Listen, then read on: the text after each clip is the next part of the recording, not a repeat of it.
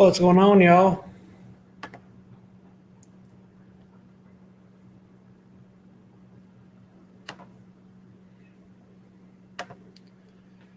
Looking around on YouTube.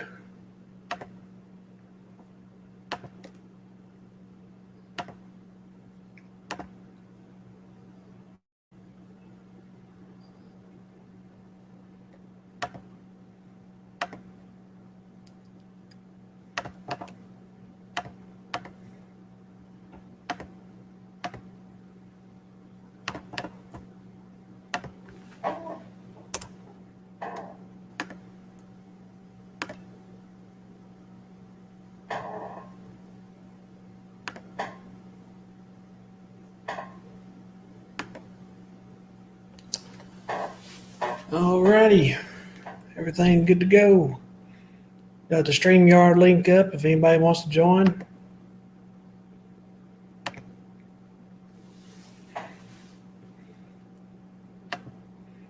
What's going on, Gavin? Just Jacob says cheese. I like some cheese. Y'all like my A-team backdrop? One of my coworkers suggested I'm doing this here to put up a backdrop or something there, and so I just bought a cheap stand and had this sheet or blanket, whatever you want to call it, so I just hung it up.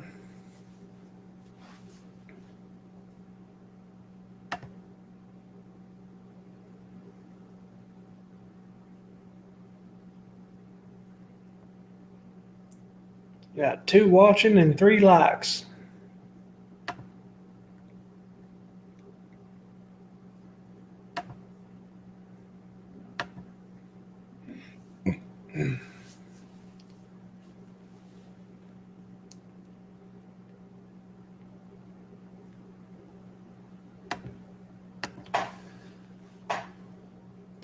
So what's everybody up to today? We got about 2 inches of snow last night. First thing I did when I got here to work, I plowed the road out and everything. What's up, John? There you are. Link should be pinned if you want to come up and talk.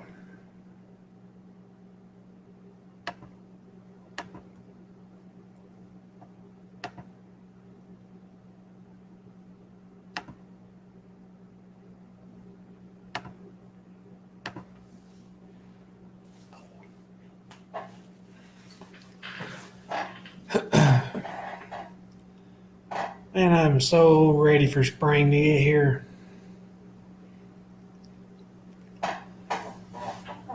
I'll be saying the exact opposite once it does get here, but I'm ready for it now, that's for sure. Hello, Little's Lawn Care. How are you?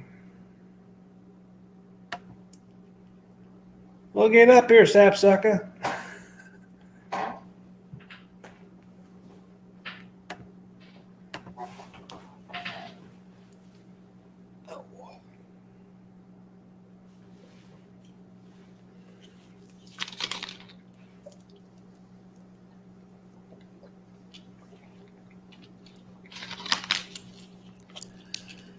Today's stream is sponsored by the A-Team and Cumberland Gap Spring Water. Obviously not. I don't know what is with this stuff. This water, I don't know if it's the refrigerators giving it the taste or it's sat out in the electrical room until you bring it in here or what, but this stuff, it don't taste good. I think I've drunk it before and it not taste like this, so I don't know what the problem is.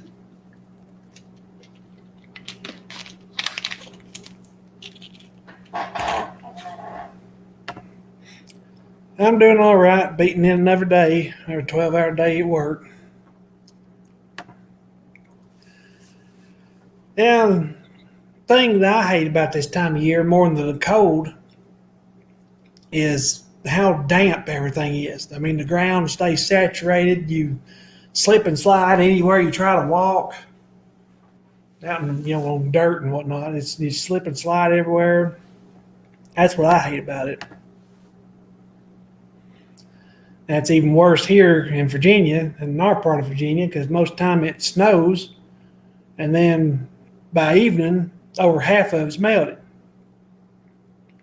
And if it don't snow, it rains.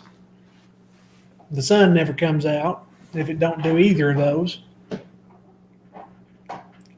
It stays sopping wet until spring gets here, and then it takes a little while after that before everything even dries up. Now, I like snow, just not its effects. It keeps the ground wet and everything, like I said. It looked really nice this morning. Everything's melted quite a bit by now already, but it looked good this morning. I'm just glad it wasn't like it was last winter. Last winter, we had horrendous flooding, very bad flooding.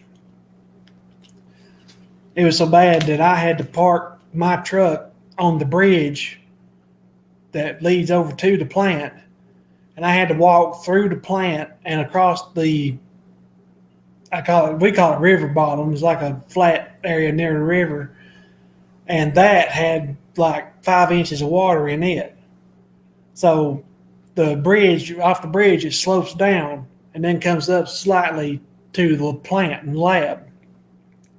And there's a creek that runs along that road. Well, that whole entire road was under 4 foot of water. So I had to park my truck on the bridge, go down and wade through, like 5 inches of water, and then come up through the plant where it's up a little higher than the bottom. And then that evening, I forgot I'd locked my doors and went over there, and it was pouring rain. I had an umbrella, but it was still getting soaking wet. I grabbed my truck door handle, and one side of it popped off. And now it won't stay on there. I'll have to show in the video what I'm talking about. So now every time I open the door, excuse me. Now every time I open the door, one side of my door handle pops off all the time. So I open the door and then real quickly hit it with my fist to knock it back on there.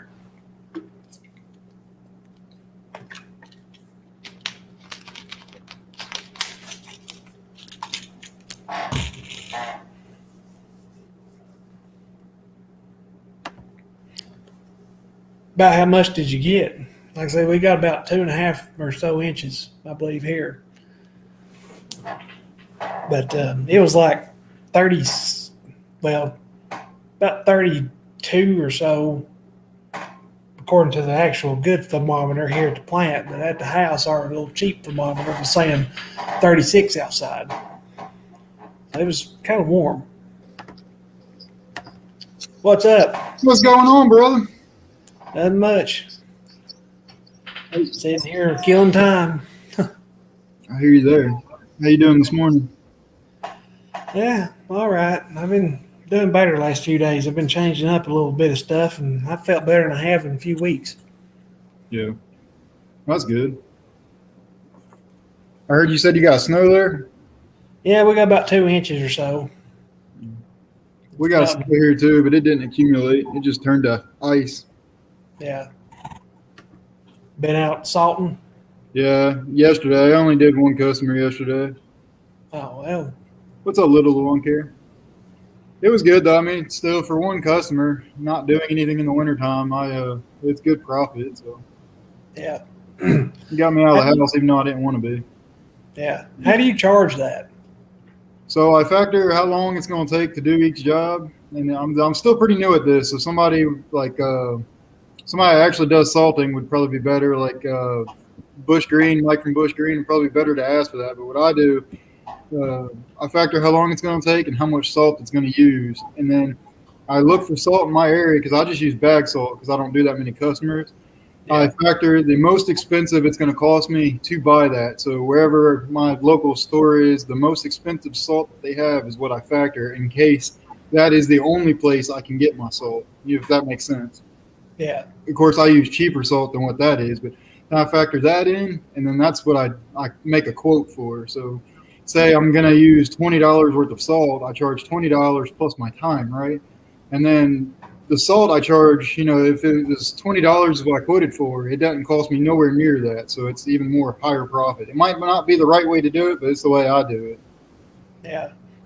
Sounds like a good plan for sure. Yeah. It's so hit and miss around here, Yeah.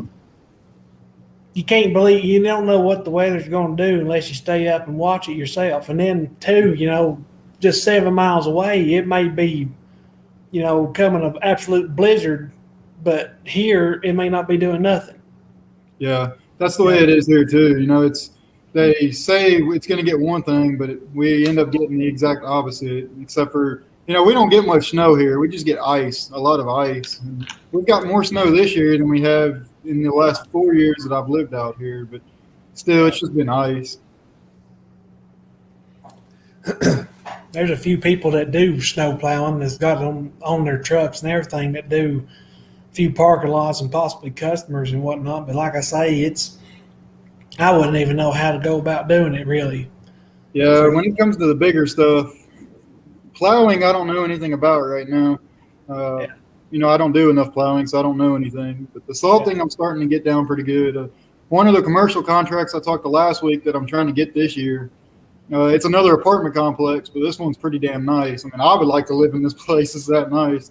I'm trying to get them. I talked to them, and they told me that if I get it, I'll have to offer salting and snow plowing next year on a bit of a larger scale. I mean, you figure it's an apartment complex, so it's got however many, driveways and stuff I'll have to do. So that was my plan, was just to get through this winter time, and then next year we'll see how my business does this year, and I might go that route next year. But if I get this place, I'll have to offer something for next year. So yeah. Good morning, Missy. Hello, Missy. Yeah, it's very wet snow this morning. I tried to clear our driveway out a little bit with a snowcaster, and I couldn't push it no more than like 2 feet, and it would just stop because it's so heavy. Yeah. But, as far as actually doing plowing and whatnot, I've done that. Some with a. We had a plow. I think it had adjustable angle, powered angle, and lift on a Kubota side by side. That's pretty nice. Then I've plowed with the tractor here, which it don't have powered angle. It just has the loader lifted up and down and whatnot. Mm-hmm. So as far as actually plowing, I can do that. The thing is that I've run into, like timing it and knowing when to go out and all that kind of stuff. Mm-hmm. That's just one of them things you just have to get into it and learn it around here. And, it ain't like it's consistent like up north. They know, well, it's going to snow. Got to get the plow on. Let's go. Around here, you don't know. Yeah, that's kind of how it is here too. And I would look at, before I go out, I try to do what's honest for my customers and what's honest for me, right? So I'm not going to go out when it's already icy and risk my truck. So I look at the weather, what they're predicting. If they say it's going to be, snow, I know it's going to be ice here for us, right? So if they say it's going to be snow or, we get ice, I look at what the weather's going to do the next time or the next day, I mean. So if it's going to stay below freezing, I go out and salt then and just say, it's going to stay below freezing. I have to do it before it all turns to ice. And that's the way I do it. What's up, Danny? What's going on, Gavin? You want to come up here? Well, looky there. Well, you got some heavy hitters in here now. Yeah, we're doing big time now. We got Danny.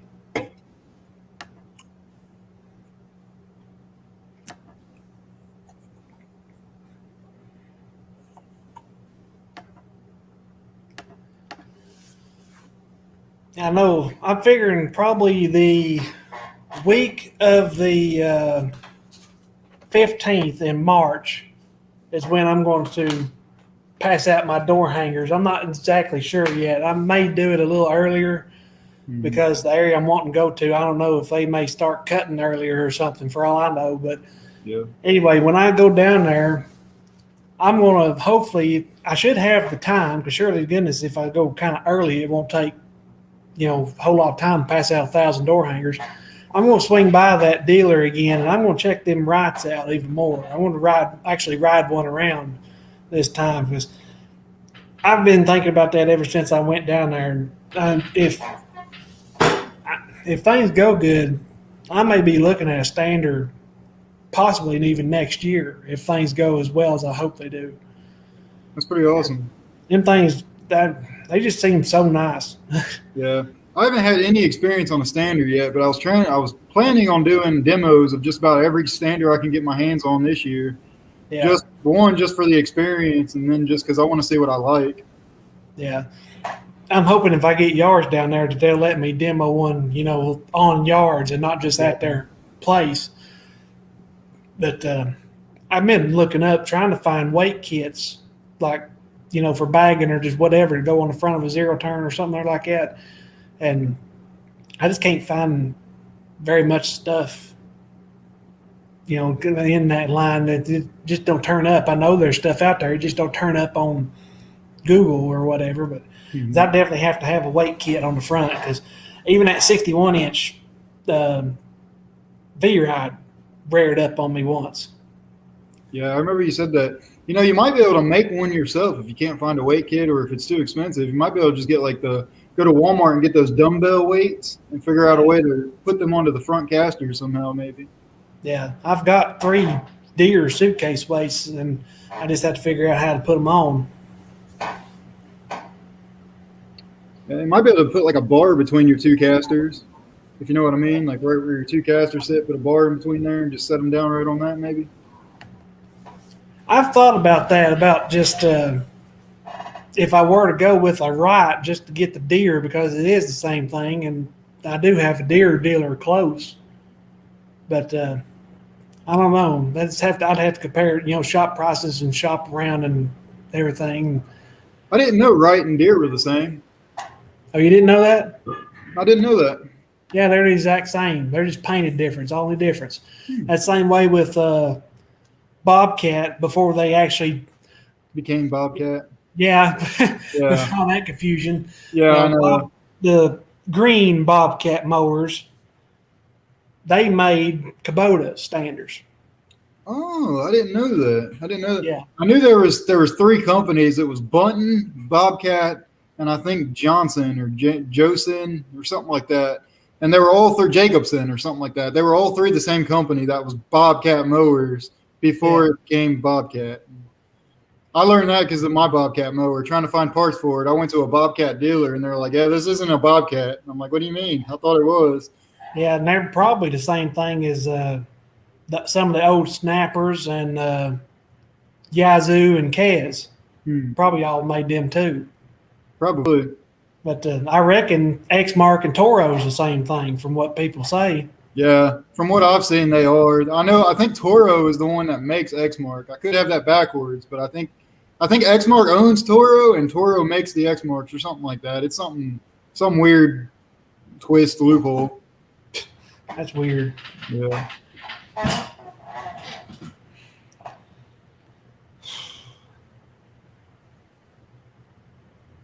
Yeah, there's this Bad Boy dealer out here. I wish they would demo mowers. I've heard a lot of good things about Bad Boy and Spartan. And I've heard the opposite about Bad Boy. Really? Yeah, my neighbor was a mechanic for the dealer out here, the Bad Boy dealer. And right when I was getting into lawn care, he came over and told me, he goes, don't buy a Bad Boy. And I'm like, how come? He goes, because I work for them.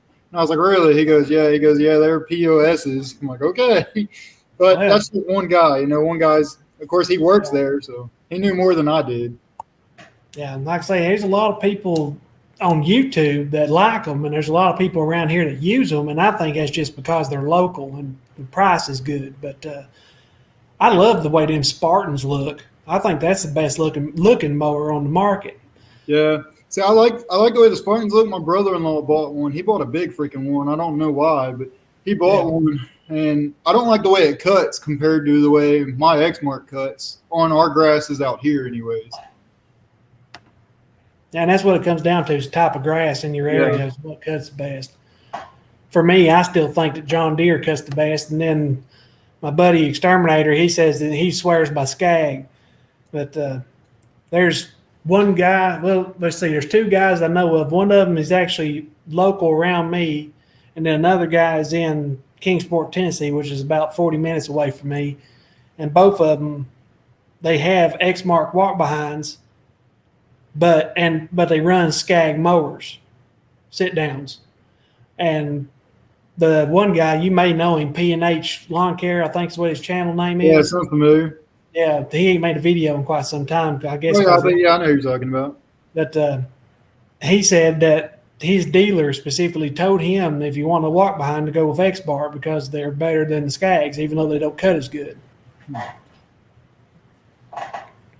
So I didn't like the way the Skag cut out here. A lot of guys run Skags out here. That's what I see most people have out here. It's either Skag or X-Mark or Ferris. Yeah. Yeah, pretty much the same thing, Missy. They just made by pretty much the same company, just a little bit different. Yeah.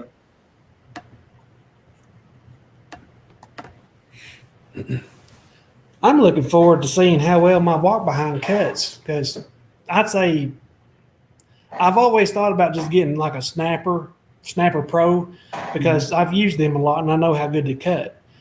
But if this Toro walk behind cuts real good, I may seriously consider looking at Toro mowers if I get something different sometime.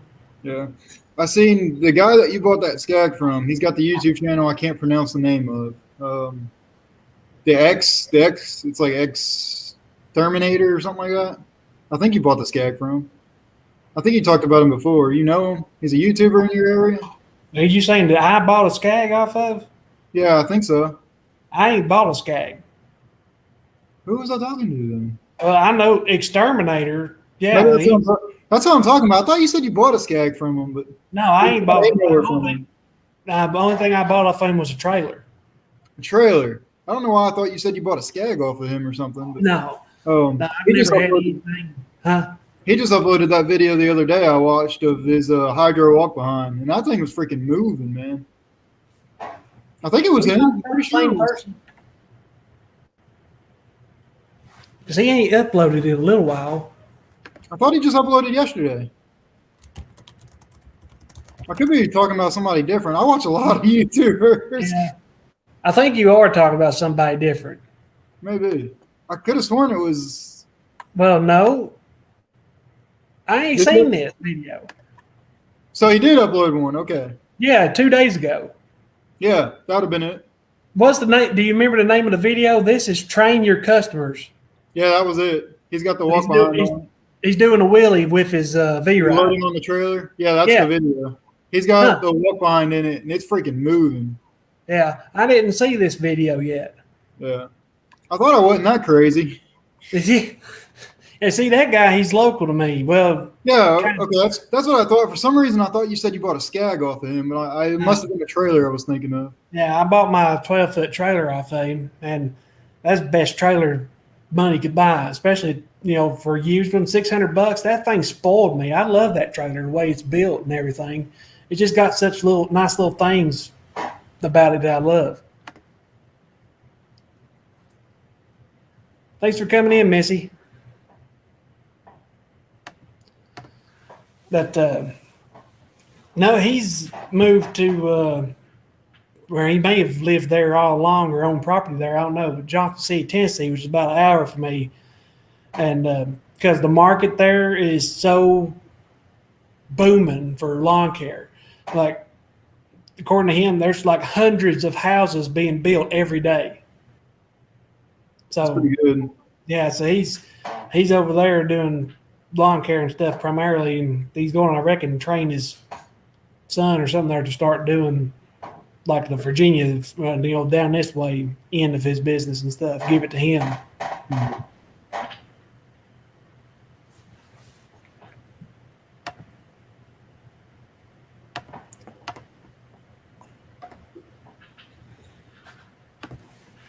So what you got planned for this week?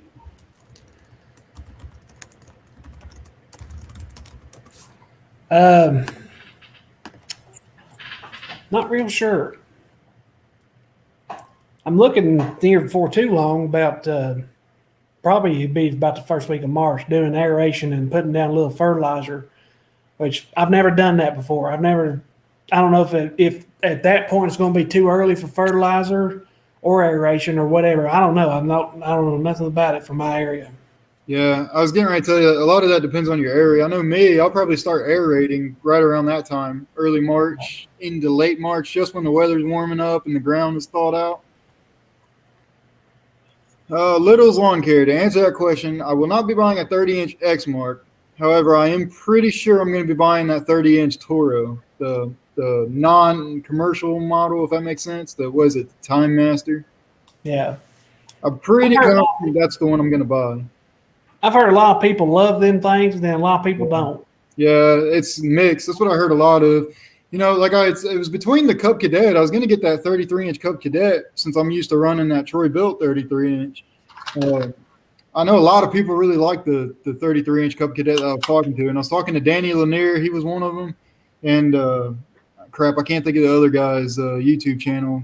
It's a big YouTube channel. He runs it a lot. He does a lot of overgrown stuff with it. I was thinking about getting that one too, and then I ended up deciding against it. One, for the price, and two, because it's less room with the 30-inch Toro. You know, I can fold it up and hang it on a wall, or you know, I can tuck it away somewhere, as opposed to the 33-inch. So yeah, or possibly look for a used 32-inch Skag. Yeah. See, I haven't ruled that out yet either. There's a couple of 32-inch mowers here in my area for sale, but they don't really look. They don't look like something I'm going to run as my main mower, if that makes sense. You know, they were used and abused. Yeah. Check out that link I just put in the chat. I don't know if you know that guy or not, but he's used the 33-inch Cub Cadet as well. Oh, I don't know this guy. A couple years ago. He's another Tennessee lawn care dude. Okay. Oh, yeah, I see that now. I'm going to have to check him out. Yeah, evidently Tennessee is just the state to do lawn care. Yeah. There's quite a few channels and whatnot from there. Which if I were to go full time, that would be what I would do. I'd probably move to Tennessee, somewhere in Tennessee, and do it. Yeah. There just ain't a market around here for it. Not good enough. Yeah, I understand that. You got to do what you got to do, man. No, right now I'm still not sure yet if I'm gonna. So I'm leaning towards the 30-inch Toro is what I want, but there's a lot of stuff I'm trying to do this year, so I think I might be being a little too ambitious yet. So what I'm gonna probably do starting off the season is run my 60-inch Exmark, which is my main mower, and then I have my little 22-inch push mower just for any of the smaller stuff that I would need it for. It still works and works great, so I'll probably use that for a while. Until I know for sure, like, hey, you know, I could probably benefit from a 30-inch mower, because last year I didn't have that many that needed to be push mowed anyways. So, we'll see. Yeah, this year, if I can't get my 40-inch in somewhere, I ain't going to do the yard, which I've never run into that problem anyway about needing a small mower. Yeah. But, you know, where I'm going to, I might. But yeah. See, I needed a small mower for 3 separate yards last year, and that was it. And I didn't even cut them all year. You know, they were working for my property management company that I had worked for. They were just 3 yards for them, so it was only until they were rented out. So yeah.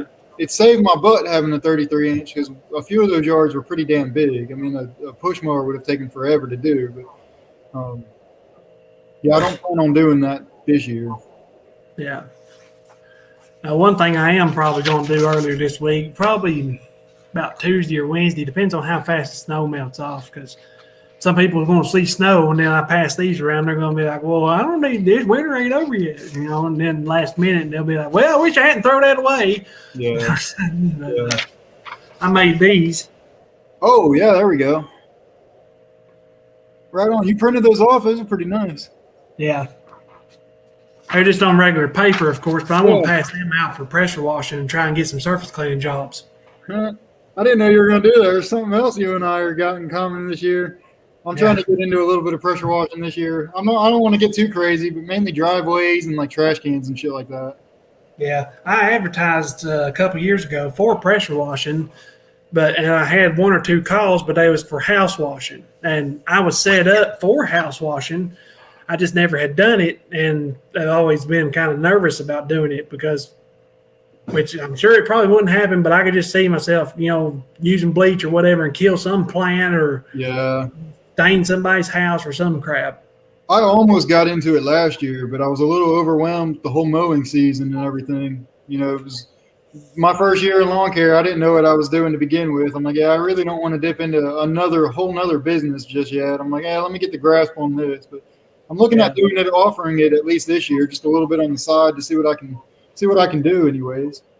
Yeah, I'm hoping to get some surface cleaning jobs. I can take them on pretty easy. They don't take too awful long with surface cleaner, but I'm going to try and take on just about anything. I mean, mulch, pressure washing, whatever, because I think that the schedule we're working right now is if we stick with it, I believe I'll have a lot more free time.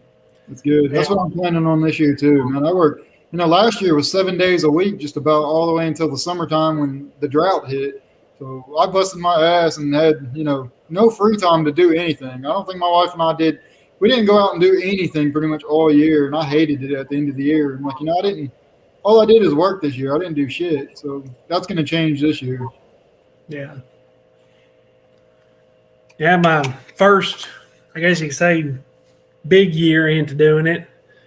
I was still working with the maintenance department, and we would work, 5 to 7 days a week, 8 to 20 hours a day, depending on what you're doing. You never knew what was going to happen and when. So I had to just scramble like crazy to get my, everything done. Mm-hmm. And then last year, it's about the same because of the work schedule and the weather and whatnot. And then, too, in that first year, we had bad drought. I had to skip stuff for a couple months. And so that took a big hit on me there. But then last year, everything went well. Just had to flip-flop my schedule around because of weather and work. But everything tore up on me, and that cost me out the ass in repairs. Yeah. So I'm hoping my luck's changed, and this year will be one hell of a year. Yeah. It's the same way I'm hoping for it, too. I'm hoping this year will be better for me.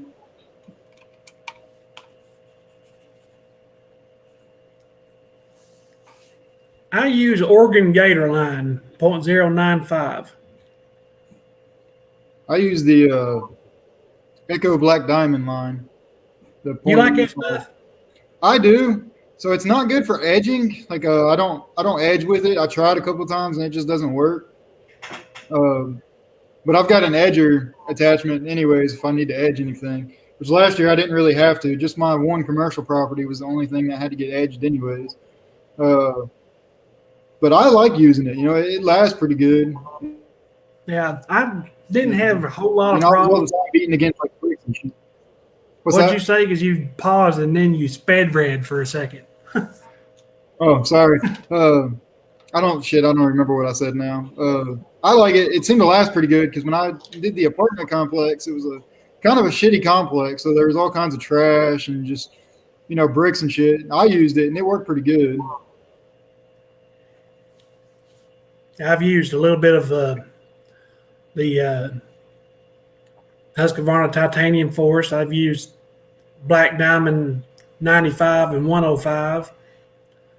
I think the 105, it was better. It's thicker and whatnot. But I've used rotary a little bit, but mainly the Gator line, which I think I've got an oddball size out there in the truck. It's like a .115 or something there, kind of an oddball size. Usually you hear like a 105 and a 120.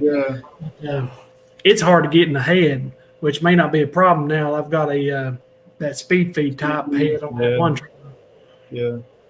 I haven't dipped into trying out any of the thicker stuff. All I've been running is the .95 for now. I haven't tried anything thicker.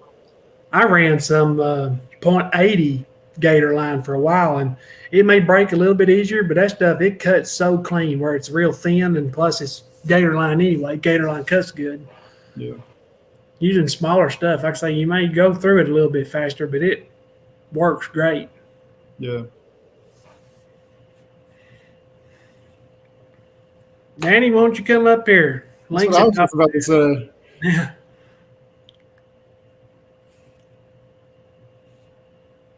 I've heard that, man. I've heard that. I've heard a lot of people either like it or a lot of people don't. Yeah, I haven't had a problem with it yet. They either love it or they absolutely hate it. Yeah.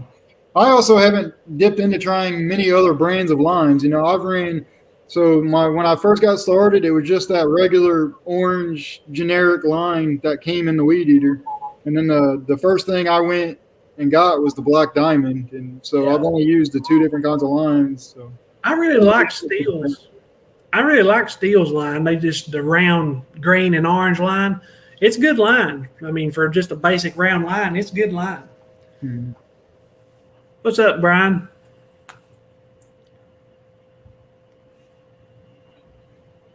Now, Danny can't come up here. He's eating his $50 steak for dinner. Yeah. His filet mignon. Yeah. What's up, Mickey? What's going on? Working in the yard today. Danny, I've been meaning to get on your live chats, but you do it right about my bedtime, man. Yeah, a big part of them I can't ever catch because I'm asleep. Yeah. Yeah, right. I love some ramen noodles. I live off of some ramen noodles. We get them things, it's like a little plastic bowl that you peel back the cover halfway and fill it up with water. It's got the little seasoning packs and whatnot. It ain't exactly ramen. It's like cow mein or something there like that. Yeah, I love those too. Yeah, those are really good. Yeah. Oh, shit. Yeah, that's a good line. I like the organ a little bit better, but that's a good line, the Stihl line.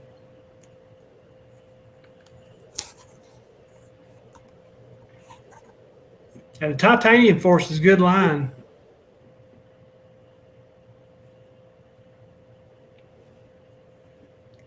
Poor man's steak.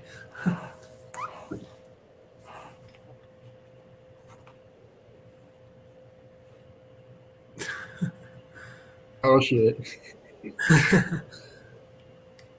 Gavin, why don't you come up here?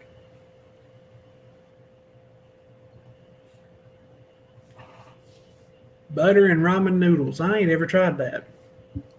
You said guy's a joke anyways. Yeah.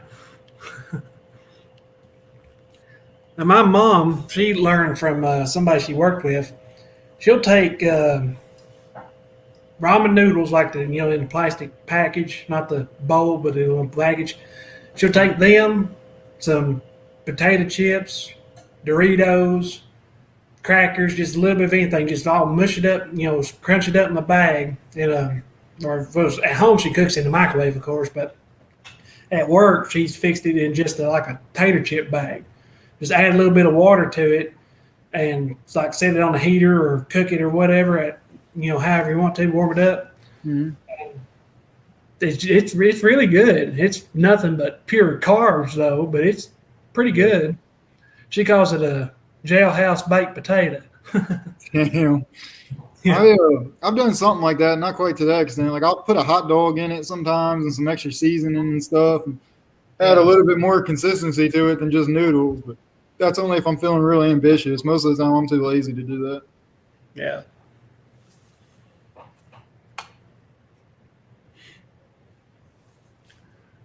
So what are you up to today? I'm not up to anything today, man. I'm just relaxing today. It's cold out now. I'm not going nowhere. It's 36 out right now, so it's not as cold as it has been. I think it's 24 right now in my area. Everything's melting off quick here. And that's cold to me.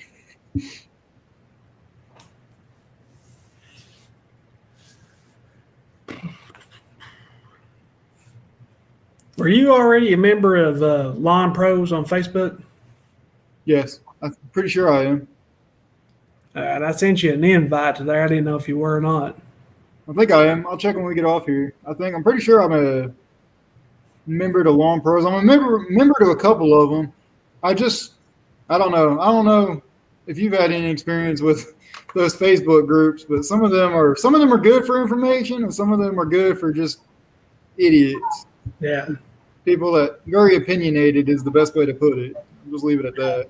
I think there's, yeah, I don't know. I don't understand that. They come on there and just, some of them, it's jokes and funny and whatnot, and then some of them are just pure assholes for no reason. Yeah. Yeah, I try to stay off of them now for the most part. I'll just go on there, if I scroll my feed and I see a post, it's a good question, I'll read it. And most of the time I'll read the first few answers. Then after that, I'll just move on to the next thing. I don't really get on Facebook that much. I only get on to run my business or to do marketplace. What's up, Jacob?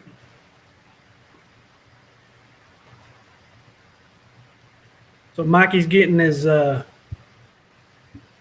coof prevention, huh? Getting that vitamin C.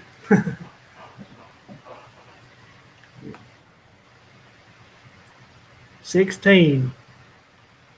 That's cold. Guess that'd be in Celsius, though, wouldn't it?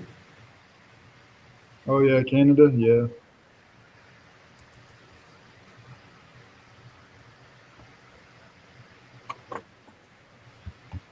Maybe not, because that'd be 60 degrees Fahrenheit. Oh, yeah, maybe not. He said no. Yeah, he said no. Yeah. It's funny that live streams have a delay in them. So, like, I've got my phone on right now trying to read comments because it's a little bit easier. And it's now catching up to what I said like 60 seconds ago. Huh. I don't understand why, the chat on StreamYard is delayed compared to the chat on, the actual live. But YouTube, the video is behind on YouTube, and it's real time on here. Yeah. That's weird. Damn, he said -18C feels like. No, thank you. That's too cold for me. So it's 16, but feels like -18. Damn. That's cold. I hate cold weather. I'm so ready for the spring. I don't mind cold weather. I just hate that everything's sopping wet. Yeah. Oh. There he is. Yeah, What's up, Gavin? You want me to come up and you make me sit there for 5 minutes? I didn't notice you down there. Sorry about that. I was only there for 30 seconds. Maybe. Danny, I'm an hour and a half away from you. Maybe a little longer. Right outside of Springfield. What'd you say, Gavin? I couldn't quite hear you. Well, we got the Missouri boys in here. Yeah.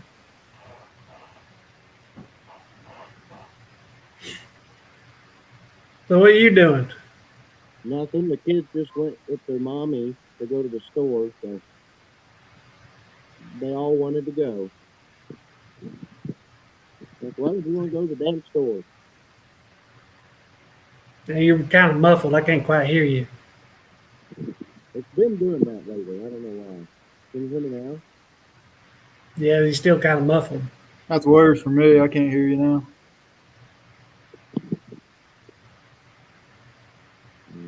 I don't know. You have a phone cover or a phone protector on? Yeah. Can you still not hear me? You're muffled, but I can hear you.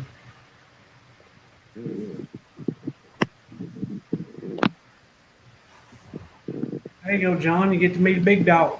Hell yeah. Danny, I want to, man. We need to meet up before the season starts. When does your season start for you up there? Or I should say, when does it really hit hard up there? Is this any better? That's a little bit better. I can kind of hear you, but it's still pretty quiet. Yeah, you're still pretty muffled. Not being the exterminator talked about meeting up again before everything gets going. I don't know if he just ain't ever been able to on his end or exactly what the deal is. I told him pretty much any time works for me.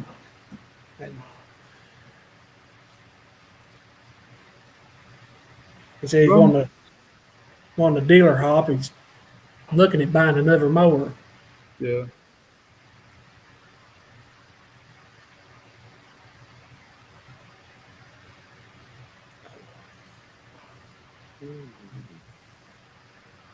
Bowman, you cut grass too, don't you? Yeah, I don't. My mower does, but yeah. Yeah. Yeah, I do. Yeah. We start usually like mid I don't April or know, late May. Yeah. Yeah. March. Last year I started, it was like the second week into March when I started my first mowing thing.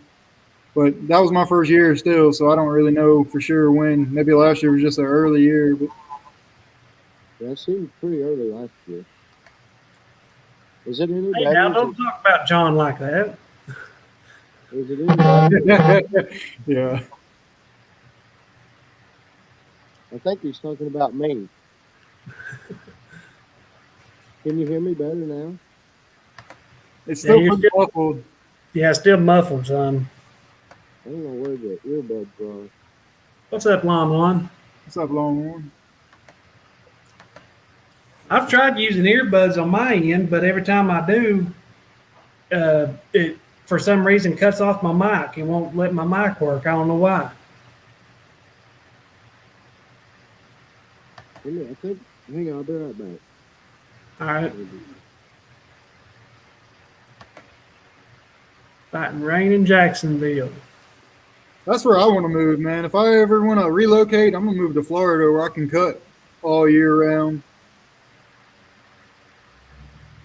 Can you deal with the humidity and the mosquitoes? Yeah, true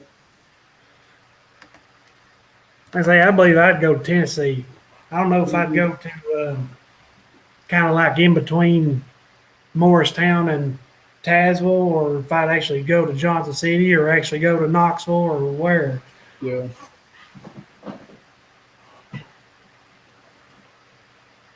Big money here, John. Yeah, I know. Danny's in here. I know. I think he means Florida. Oh, yeah. I got you. Caveman.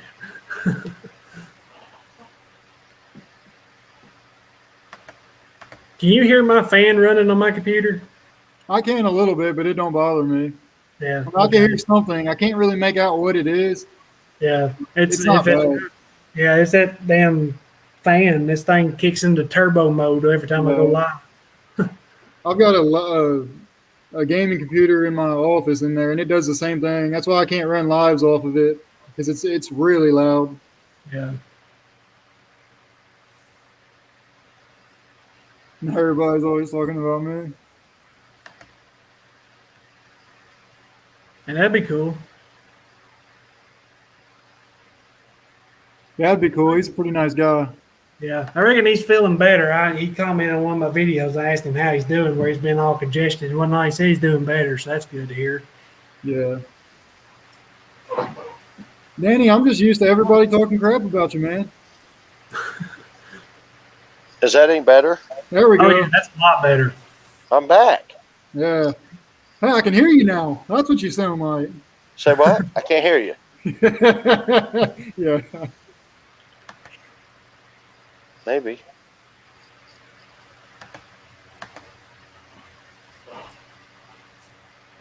Did Littles say, well, they're from Canada. Yeah, Canada's been locked down in some way or another almost the entire year ever since this happened, haven't they? Yeah. Yeah, I know the last time I talked to Mike from Bush Green, he said that they were on lockdown. He couldn't even go get stickers from the post office. Yeah. No, I can't, Mikey. I move constantly. I mean, even if I wasn't sitting here doing a stream, if I was just sitting here watching YouTube or something, I move all the time. I cannot sit still.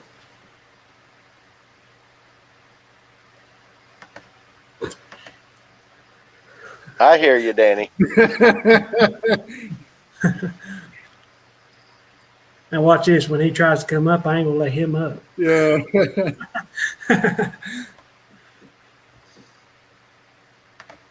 How big of a pot of noodles did you make, Danny? And you still can't come up here? Hell, it's been 10 minutes or more.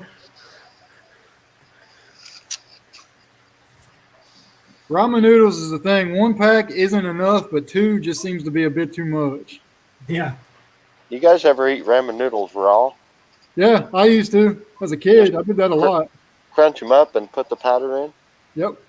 I've never done that myself. I've seen people do it. I Dang, grew up slow. poor. I'm used to doing stuff like that. That was a snack for me. Couple months in lockdown. Screw that. Yeah.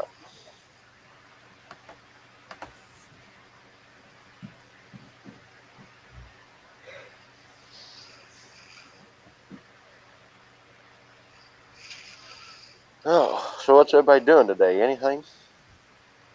Not shit from my end.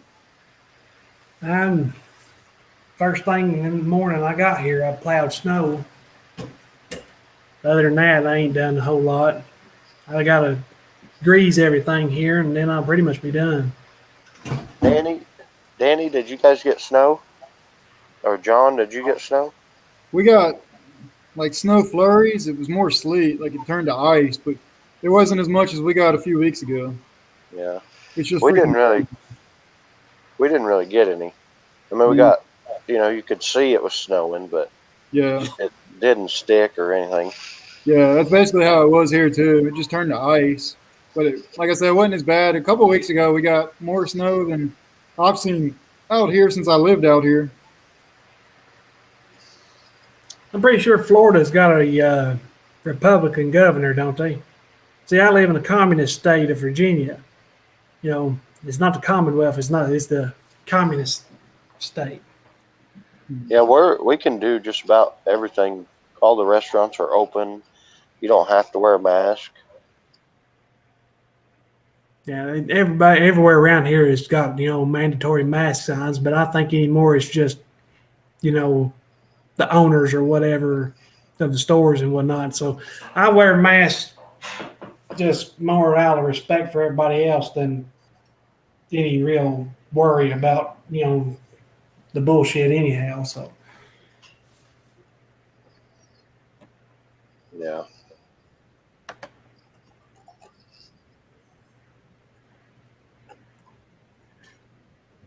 Gavin, do you go to Monad at all to cut grass? Or is that No. Yeah, that'd be about 40 minutes from me. Yeah. and it must be nice to keep everything good market within 20 miles of you. Yeah, it is. There's nothing right around here. I still have to go about 15 to 20 miles just to get to any job. Oh, really? Mm-hmm. Well, I've got, I run a 20-mile loop. That's what I done last year, just a 20-mile loop every week. So that's not horrible, but No. it's not the best paying. It's every 2-week cuts, just I'm hoping to do I hope to get 30 yards in this new area every week, 30 cuts every week in this new area. Yeah. But I don't know how likely getting any of them on bi-weekly or a weekly schedule will be. But I'd probably stand a better chance down there than I would around here. And John, you're from around Monad or something, right? Originally, so when I moved out here in Missouri, that's where I lived with my brother in Monette, and I worked in Monette all the way up until last year. I live in Clever now, which is right outside of Springfield, which is about 40 minutes away from Monette, depending on how you drive and who drives. I did cut grass in Monette last year, but that was part of me doing my route density thing this year. Was I learned that was too far to drive to pick up work there, so now I won't cut there anymore. Is a lot of your jobs in Springfield? Yeah, Springfield. So I live, my city, it's a small city, Clever, which is about 20 minutes from Springfield, or it's 5 minutes from Nixa, which it butts up to Springfield, or Republic on the other side, which butts up to Springfield on the other side. So I can go about 10 miles radius from my house, and I hit all the big cities, Springfield, just part of Springfield, all of Nixa, and all of Republic. And those are the main areas I'm focusing on this year. And Republic's a fairly big town too, isn't it? And it's growing bigger too. It's the last year, it's freaking blown up. They're putting the But- Amazon building out there, and there's all kinds of shit going in out there right now. But Springfield's still bigger. Oh yeah, way bigger. I think the population of Springfield was like 180,000, if I remember right. The population of Republic's like, I don't know, 60,000 or something like that. See, that's about the size of Joplin. Yeah. And then here I am. I mean, Republic is freaking growing. My city out here, Clever, it's growing freaking big. Yeah, and then David's got 9 towns that equal one of ours. Yeah. My entire county's only 23,000 people. That makes it so hard. Yeah. It's like, that's why you see there's 2 towns right in the very tip of Virginia where Tennessee and Kentucky, they all meet. You know, you can literally walk all 3 states, you know, if you wanted to in like 5 minutes. But there's 2 towns down there that are a mile apart. One's in Kentucky, one's in Tennessee. 15,000 people in them 2 towns in just a 10 square mile area. But up here, you got 1 town that's 1,000 people. 7 miles up the road, you got another town that's 1,000 people. Then you got to go like 15 minutes away to a town that's got 3,000 or 5,000. Then it's another 15 minutes to another one about the same size, and then a few more minutes to another one the same size. And all of them towns don't even equal 15,000 people, and they're like 60 miles from one to the other. Yeah, and then you got a lot of other mowing people in your area too, right? Yep. There's a lot of mowing people here in my area. I've noticed in this last year, just since I got going, it seems like every block, there's 3 guys here. I think there's 3 or 4 guys here in my neighborhood that live, 1 street over in all different directions that do it. Since last year, there's even more people now here in my area that are offering it. Yeah, I seen somebody on Pro say that they're afraid it's going to get really bad. I think so. Everything. I think so too. Everybody's, people who lost their job. That's, a quick job that you just get right into, basically. Yep. Are you in a subdivision, John? Yeah, I live in a subdivision here. It's basically, I think there's like 3 subdivisions here in Clever. I live in one of the bigger ones that since I've lived here, they've put in 30 houses right behind my house in 1 year, if that tells you how big my neighborhood and area is growing. So you probably have a lot of business right there. Just I actually don't. No? Here in my neighborhood, I think I maybe cut 2 yards in the city of Clever that I live in, not including my 2 neighbors. Yeah. And that's it. There's too much competition here in the small little area, so I don't really do that's why I travel. I have to go to like Nixa, Springfield, and Republic and make a little circle there. Yeah. Mikey, I thought you was outside working in the yard. I was. I cleaned up because they're going to put a drain in for the wash machine. Had to move the swing set over and stuff like that. What's up, Tyler? How you doing? But I moved away from all of my yards. I moved up in Morristown, and all of my yards are down in Knoxville, and it's 45 minutes to the first yard. And I've been living up here for 2 years, and I've been trying to get yards up here in Morristown, and I've got 4 up here now. So I just make it one long straight route. I start at my one furthest out, and I work my way back home, and next thing you know, my last yard, I'm 5 minutes from home. And you're done all in one day? Yeah. That's pretty good. What's on that schedule I do, because all of my properties, even down in Knoxville, they're 10 minutes apart. That's So good. whatever's due on that schedule, I can take and boom, straight shot. Sometimes I don't even cut the damn mower off. I'll have Annie pull the truck and trailer to the next street over, or 3rd Street over, whatever, and I'll just take and ride the mower down there. I don't even load it. We do that on a couple. She'll just take the truck and I'll just ride the mower. Yeah, Mhm. that's what I'm trying to do this year. If I can get more here in my little city, I'm just going to ride the mower all around town, cutting grass. I won't even load my trailer. But What David, kind of truck do you got, Mikey? Huh? What kind of truck do you have? Truck's a Chevrolet Silverado 350 4-bolt main, and it does the gas. Yeah, I'm Yeah. sure.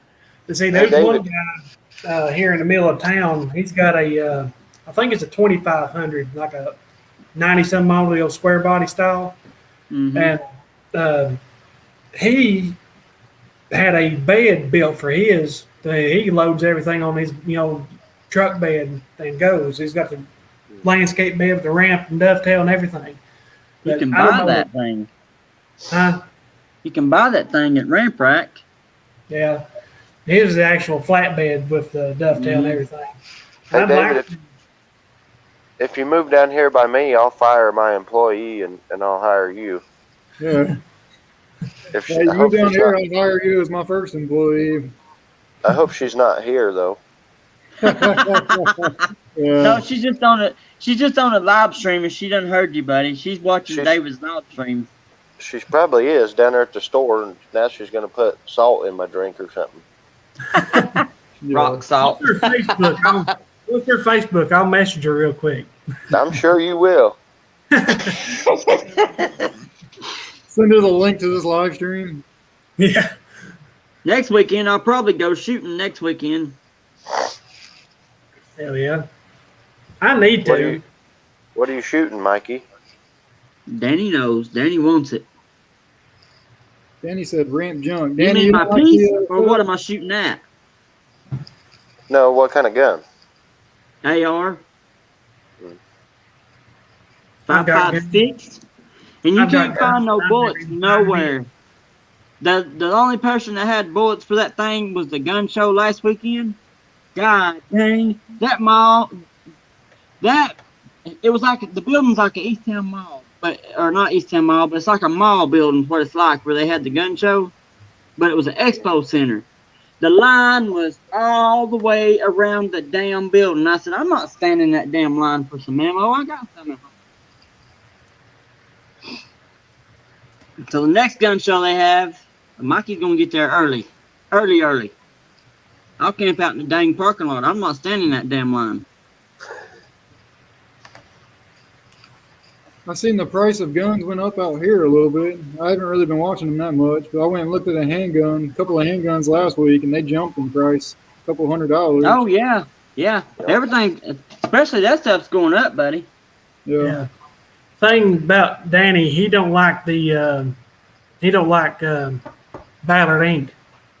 Oh, yeah. She's at the store. I'll message you back on that, David. I didn't think you'd be serious about it. You just hold tight. I'll get back with you on that when we're done. Okay. Danny, Crystal's at the store. He's probably going to be getting a hold of her. Mikey, I don't know really if I'll sell or not. I was kind of just joking, but I mean, I might. I've considered getting rid of that AR before trading it or whatever, but I don't know. I may keep it. I'm going to send you a message. I don't want to do it on live, but I'm going to send you a message, okay? Yeah, that's kind of why I sent the message to you. I didn't want to do it on live either. Will you send me a message too, Mikey? I mean, if you want one. I don't know. I want a lot of things. I do too. I just ain't got the money for it. Yeah. Hold on a minute. Let me find this picture. David, I'm going to send you a picture. Okay. Oh. Somebody told me you make lots of money doing lawn care, but I don't know where all mine went. Yeah. I think it takes a while to build everything up. Yeah.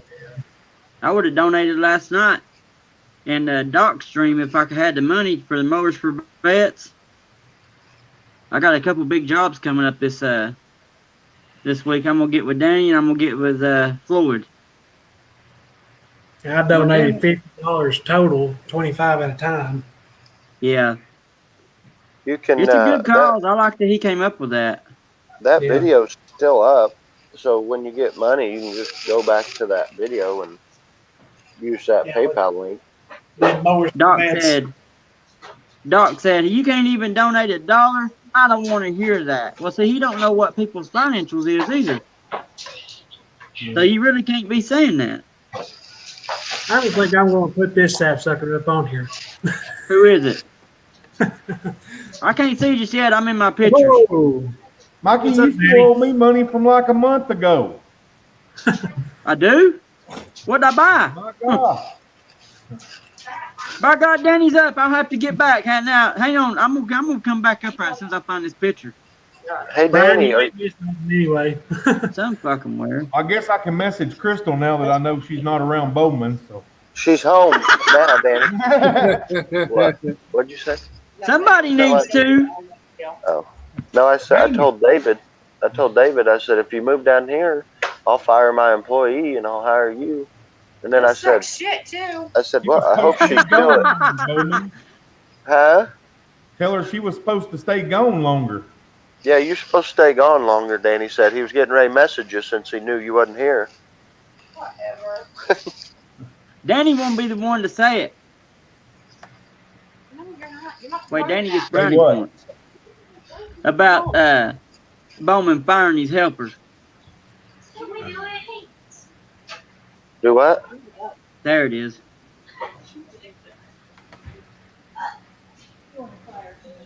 Danny, what are you up to Three today? pictures. David, Don't Do what? You know who you I are. just sent you 3 pictures when it goes through. There it went. Where it was on the tip. Oh, man. What you gonna do for wheels? Okay. Okay, I'm back, guys. You don't gotta say nothing out loud. Yeah, it ain't come through just yet. It will. And like I said earlier, I've got guns that I bought that I've never even shot, never even What all sighted do in. you Or got? What all kind of guns you got?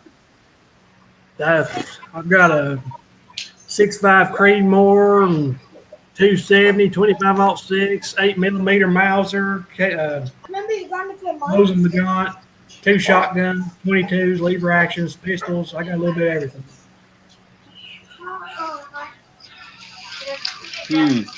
Okay. I've got these guns right here.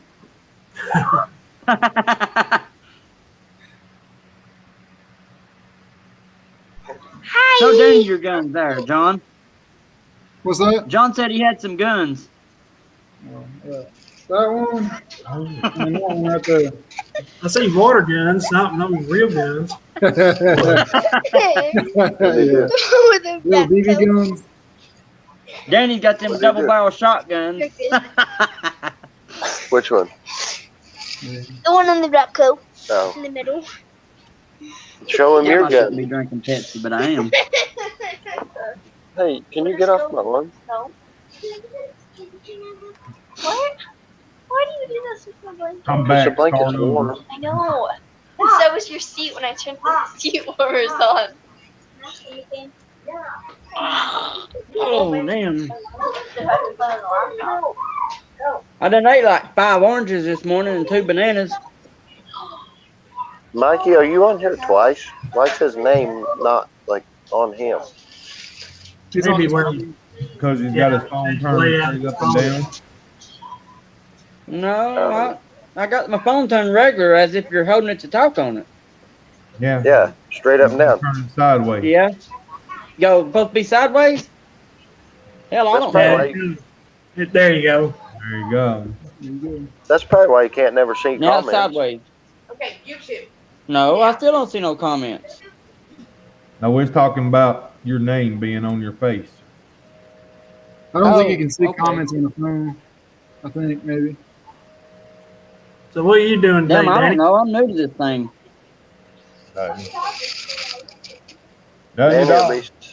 Danny will be sitting in that chair till. I'll tell you how dumb I am to a computer. I know. I was I'm sitting trying to here at a message computer. Crystal, but came home early. See where my finger is? See where my Yeah. finger is on my computer screen? Yeah. That is my webcam, right? I can't get it to come on. So I don't know. Maybe what I do is I the talk to you. Go ahead. You may need to update the drivers or something. I don't know. So what I do is I talk to you guys on my phone. I don't even fool with the damn computer no more. Yeah, that's East Tennessee. Really long care. Brian Garner. See, Danny, everybody's always talking shit about you, man. Who? That's no joke, Brian. Accomplished much today since Danny is here. That's why they invited me up, so y'all knew what kind of stream it was going to be. That's right. Might as well join. Danny, the stream organizer. You looking for the Hustler show? This ain't it. Nope. I thought since Danny was in here, we'd start getting maybe 100 viewers right off the bat.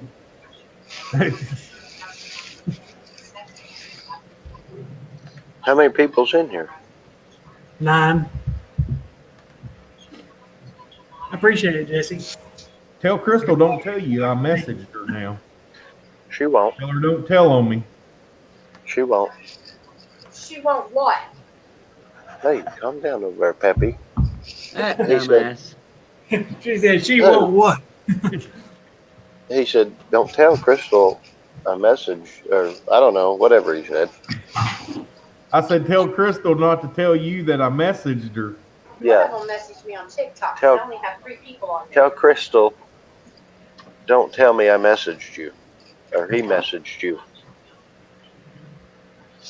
She said she got a message on TikTok, and I only have 3 people on there. And tell her she ain't supposed to tell you. What the hell?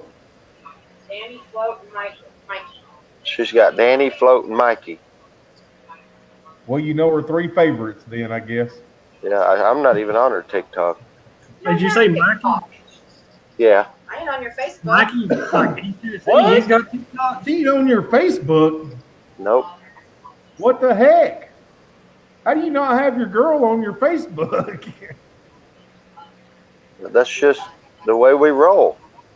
Dang. So there is a chance.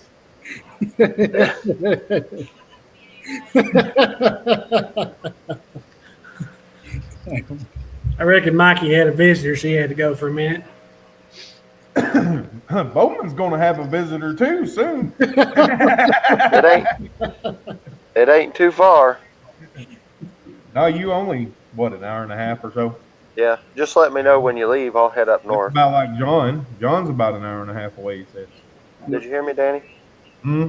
Let me know when you leave, and I'll head up north. Oh, that way you can put the dog up?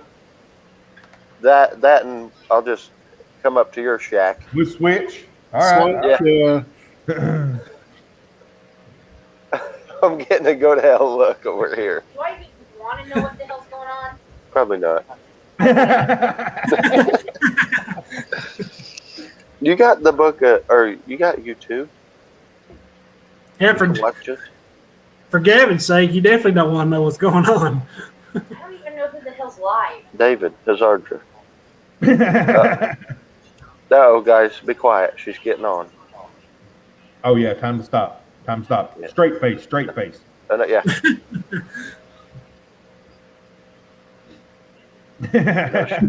Just everybody's all quiet. So you guys go to church today, or what? What? Yeah. Well, this weather sure is crazy out here right now. Yeah. Hey, Oh, man.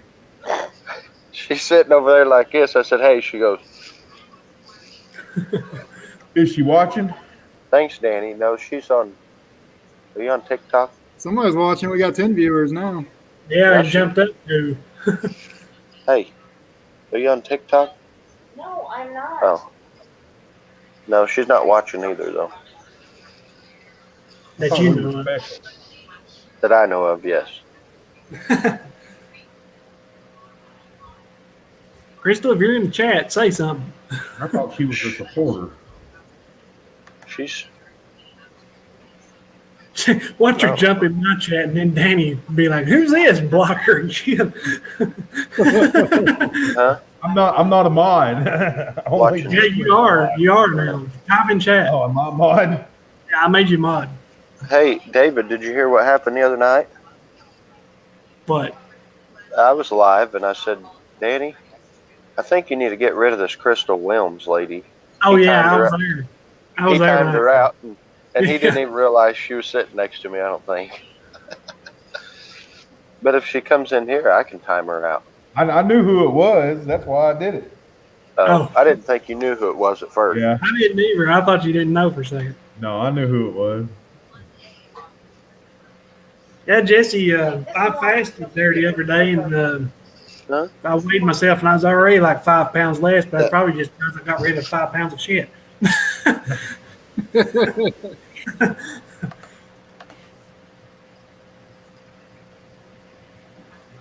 Can't hear you, Bowman. What? Secrets ain't good, man. Secrets don't make friends. You can listen. I don't care. I don't know. Yes, we can I get you just more like wood by hearing Crystal Thursday. yell at you from the background. Well, this idiot wants wood, and he messages every 5 minutes. When is my wood? Where's my wood? Can I get my wood? And she said, what do you want me to tell this moron? Send his wife over. You'll get some wood. Danny? I seen them out here. But I don't know how I get drug into these kind of damn live streams.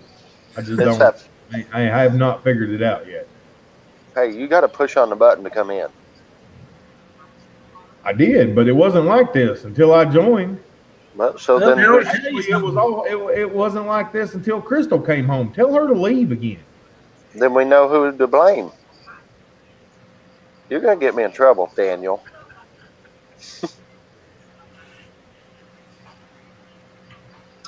Like I say, I keep waiting for her to take the frying pan to you. I just hate to see a perfectly good frying pan get ruined. Right. Yeah. They probably use iron skillets, knowing Crystal.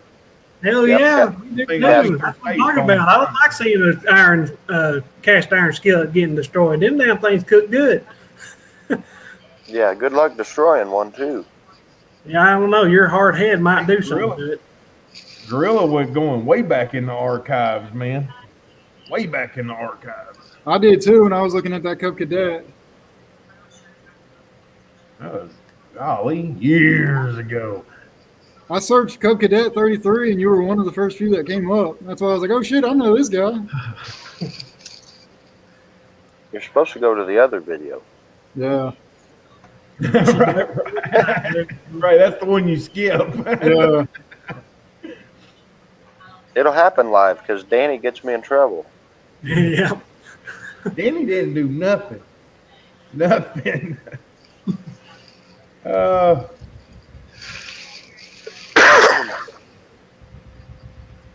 wonder if my drink is safe. You should keep asking her every couple minutes, what are you doing? What are you doing? Hey, what are you doing now? I'm watching the video. Okay. I thought maybe you got You're on. annoying me. I thought you got on YouTube or No, something. Okay. y'all have your little secret conversation. Hey, you sit over there and play touch butt with your phone, all right? You're playing touch butt with like 4 people. I don't care. Huh? I said you're playing touch butt with like 4 people. Oh, so now you don't care if I play touch butt with other people? Uh-oh. Don't You put live words in in my trouble. mouth. So what about now? Hey, So what about now? 4 Pressed years. out. Yeah, I know that was years ago. That was, golly. what are you doing now? The same thing I was doing 5 minutes ago. Oh.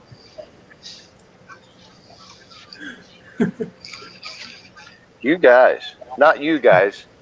Let's see. Wrong one. That guy, I gotta go Yeah. opposite. I can't do it. He's Take your hilarious. headphones.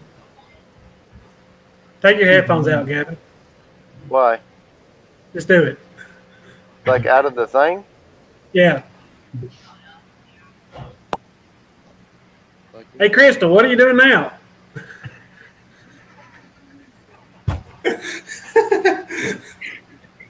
Hey, now it's here. I ain't gonna do it. How we can't hear you? Man,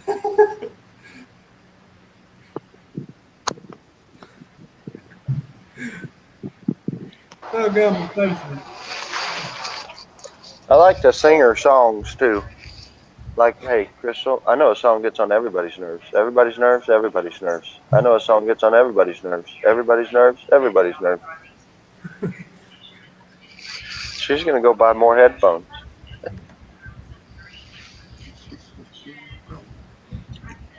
Yes, I know. He'll go live this evening. His face will be red because his blood pressure's through the roof. Hmm? Does she get notifications when somebody sends her a message on TikTok? I don't know. Does she? Yeah. Look, I just sent her a message. I don't know if she does or not. Oh God, it ain't coming up. Oh, there it goes. What's she doing now? Did you get a message? Yeah.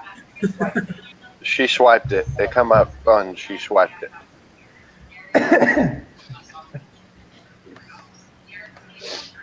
No. I should keep sending it to her until she responds. She just unfollow you, Danny. Oh God. Oh Lordy. Hey. Tell her don't treat your friends like that. She needs to reply back. Hey, you're supposed to reply. Crystal.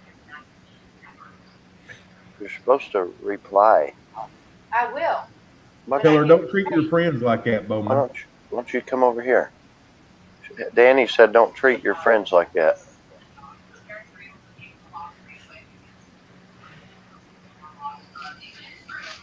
Hang on.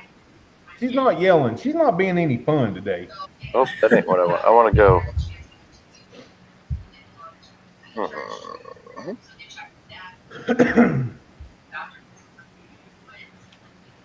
Is that right? Hey. Hey, Oh, there she is. Oh. Why is she always so mean? She was born that way, Danny.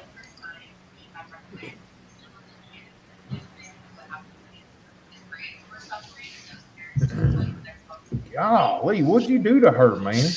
I don't have to do anything. But I had some help. The kids?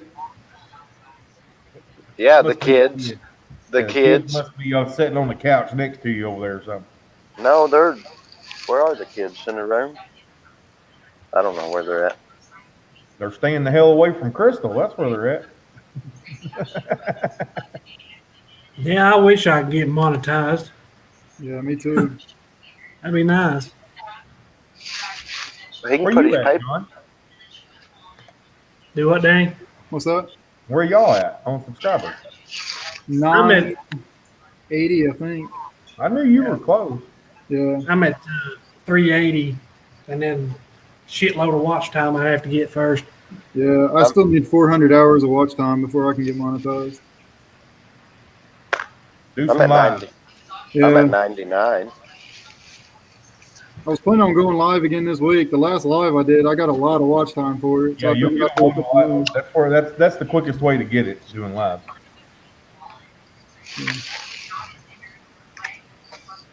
Danny, how long did it take you to get where you're at? Like, how long did it take you before your channel really started to blow up? It's never Define blown up. blow up. It's blown up to me. If you got more than 10K, you're freaking a YouTuber to me. It took 5 years. Well, almost. I'm almost in it 5 years. Toward the end of May will be 5 years. My first year and a half, I was at like 1,500. So you started you started in 2015 or 16? 16. I think it was May the 22nd or 23rd. Oh, really? So my first video, I think, was in March of 2016. I thought you'd been doing this longer than I had. No, my big thing was I just fell off the face of the earth and then come back and Kind of what I did. I think all of 2019, I didn't even put up but one video, and then finally got kind of back into it a little bit. I started in 2019, January of 2019, but I wasn't lawn care. I was in the cars then. I went for doing posting lots of content, man. Well, that's the quickest way to grow. I can make the content. I just can't post daily. Like having 3 kids or 3 kids and a wife, and everything else going on, I don't have the time for it. Yeah. I'm top better one in the business. I'm better set up now for mowing, shooting mowing videos and whatnot, but just finding the time to film is going to be my thing. Yeah.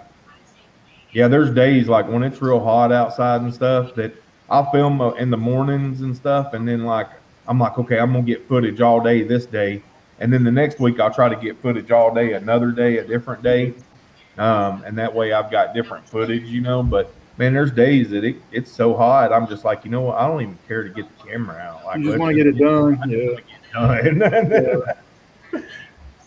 I've got like That's the way I am on a job. I'll be there like, yeah, I'm going to record this. YouTube's going to love it. I get there and I'm just like, man, I just want to get this job done and go home. Yep. Yeah. I've got like 3 yards that I'll probably just be doing by myself because I just don't have no use for my helper being on the property because they're really 2 of them is just very simple, hardly no weed eating, and then the other one, he can't be on that property anyway. But I probably film them a lot because I'll be there by myself, and I'll probably do it like in the evening after work or something. They're just designate time to them where I know I can get them done, and don't have to rush. I'm gonna make Crystal take it over. That would actually be really good for you. Wait on her to yell. Hey, quiet over, Bowman. Hey. What are you doing?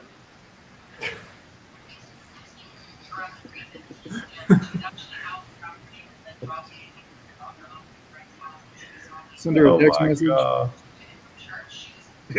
We're gonna watch murder on film. You're gonna have to change the name of your live chat, David. To what? Crystal going wild. What are you doing now, Crystal? Murder in action or something. The sapsucker panel. Is there a way to change the name of the stream while streaming? I have issues doing it. It won't ever let me. It tells me there's an error and it won't change it. Yeah. You can on YouTube. I think you can on YouTube, but I've never seen anything on StreamYard. Let's see here. Gorilla Launcher, that's what I use. I just do it all off my phone. Just make sure you turn that thing sideways. You want to use a phone sideways. Yeah, it don't come up on in the YouTube studio that I can. Let's see if I go to my channel. There's a lot going on this year, Gorilla. What the heck? It's snowing here. Keep it there. Keep it all up there. I just look out there and the freaking all the concrete and the roads covered, and I'm like, do nothing about it. I'm going. See, when I started my channel, I wanted to go more into the business side of it and tell people, what I did wrong and everything else. That's what I try to do with my channel. And so this year, I'm. After I told everybody, after my 2021 setup video, pretty much is when my new channel-ish direction is going to start. But I just got all the stuff in the other day because I'm fixing to start a podcast and everything as well. So what direction are you taking your channel? I'm going more along the lines of how to and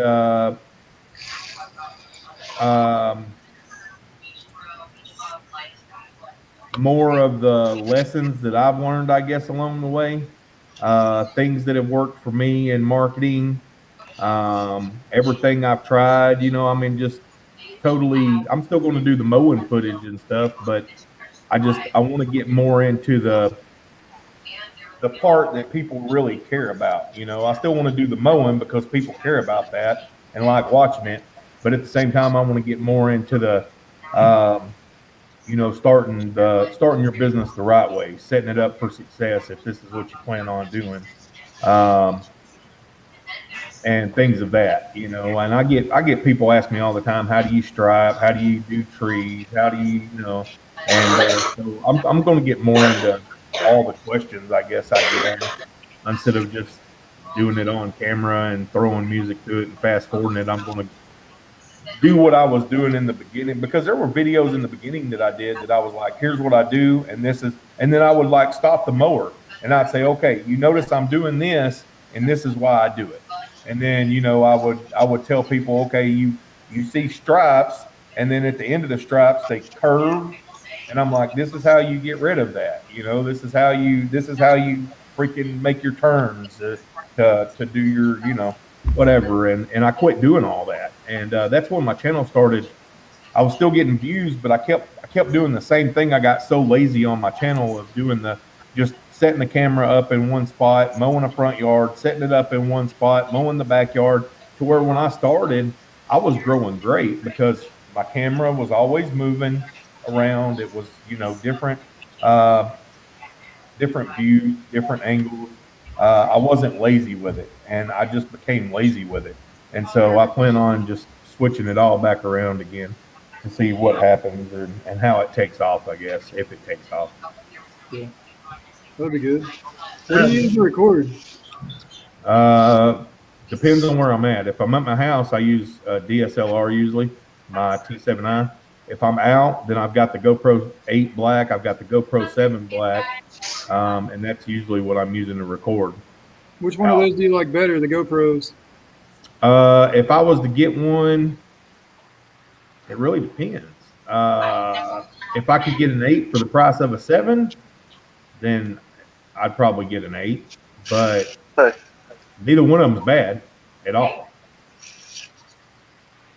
Hey, girl. Whoa, come back. Hey, Gavin, do you have the stream open, like the YouTube stream? Or any of you? If any of you do, reload the page.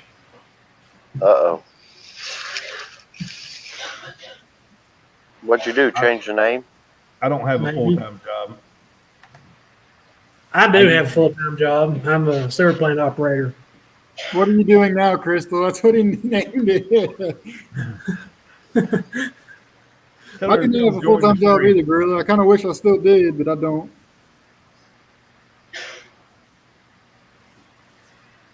Yeah, I thought about working during the winter time, but I did too. By the time I freaking got a job and drove wherever it was, I mean, honestly, it wouldn't be worth my time in my opinion. I had a full-time job back last year when I just got into lawn care. My lawn care business took off, and it got to the point I was driving to Monette. You know, it's 45 minutes. It's down by Bowman, well, close to Bowman, right? I was driving there just for a day job, and it started adding up. I'm like, by the time I factor gas and wear and tear on my truck, I'm not making anything at this day job, and I'm losing money by not mowing. So I made the jump. Now, I wish somebody told me that my wife and I, Danny, I don't know if you knew this, but my wife and I, we were trying to buy a house. I didn't realize that when you come full-time self-employed, it will mess you up when you try to buy a house. Yes and no.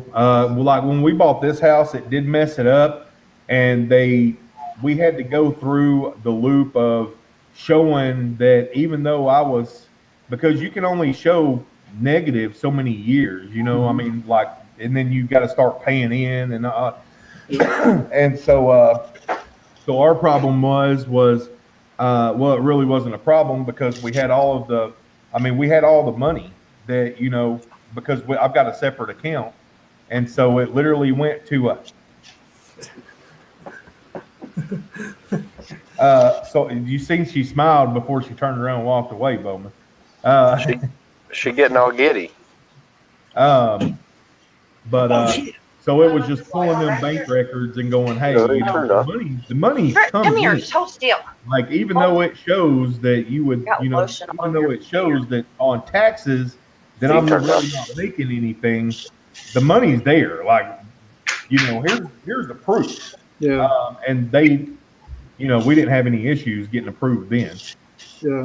See, they told me they want, the loan office wants to see 2 years of income for my business before they would get it. So that's what fucked me pretty hard. I'm like, oh, I guess we're going to be waiting 2 years. What are you doing? Hey, Crystal, smile. They Smile. want you to smile. Nope. Come on, smile. Give us a big grin.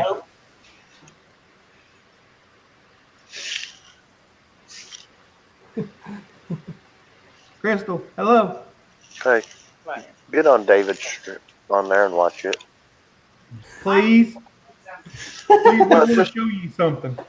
Get on there for like 2 minutes, a minute or something. Just, why not? You don't have to like be on camera. Just go watch or listen or whatever. I can't fit on that camera. You can't fit on the camera? You'd say. No. Yeah. Tell her Yeah, back here, Brian Gardner, that's not good. I can't use it in the areas we were trying to buy the house, the USDA loan.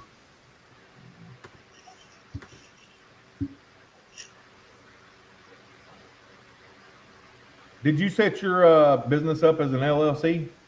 No, I'm not I'm the new thing that they just did this year. Huh? It's not the sole proprietorship, but it's in between What's the the sole name of the proprietorship and LLC. I forget exactly what it's Look at the called. name. Like the DBA?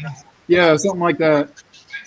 My tax lady told me to do that because the amount of money I was making at the time or something like that, it's better for taxes for me right now. Is what she told me. Yeah.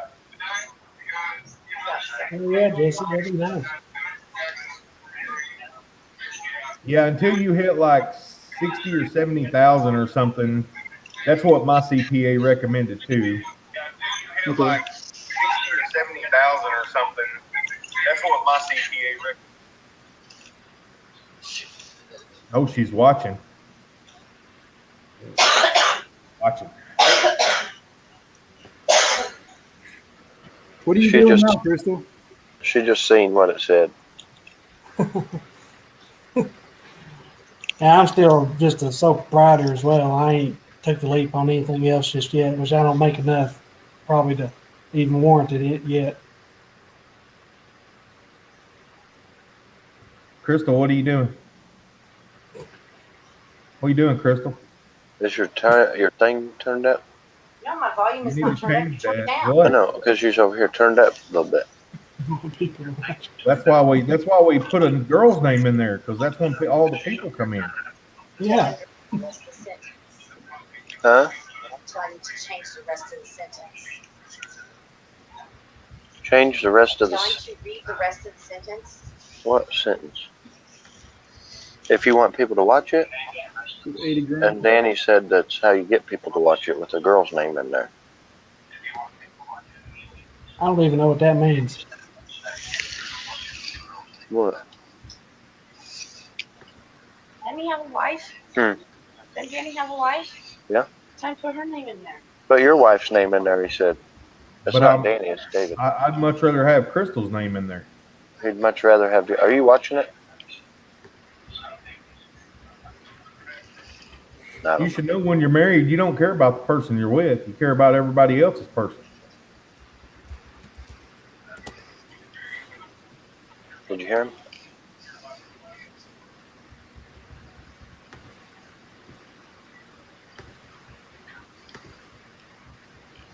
I don't know. It's like a woman never listens. Nope, she ain't watching. What'd she say? I said, just like a woman, she never listens. I said, nope, she ain't watching because I didn't hear her screaming in the background. She's typing, I think. Oh yeah. I don't know. Mine are delayed or something, I think. Yeah, I've got my phone up. I can see the comments live there. It's a delay here. But then the stream on here is live compared to a delay on there. You hear what a lot? That men care about everybody else's women. Oh, that she hears that a lot, that men care about everybody else's women, Danny. Well, see, there you go. I just try to sing her that Hank Williams Jr. song. I like to have women I've never had.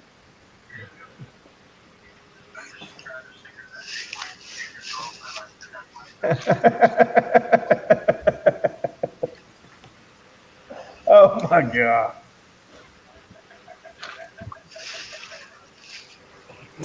There's a little soft, delayed laugh in the background. would double check your food, Gavin, before you eat it tonight. Yeah.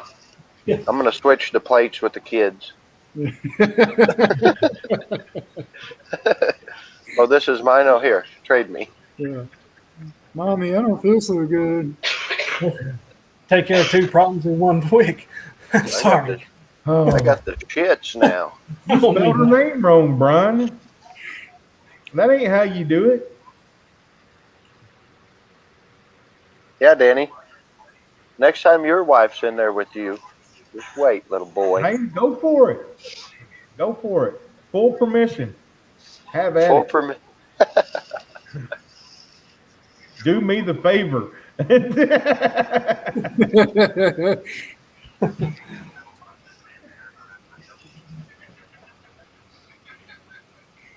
I want to hear you tell her you like to have women you've never had.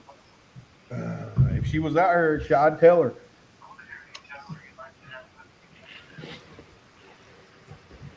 I have to change the name of this stream to Double Homicide Attempts. Yeah. Oh, goodness. All right, back on track.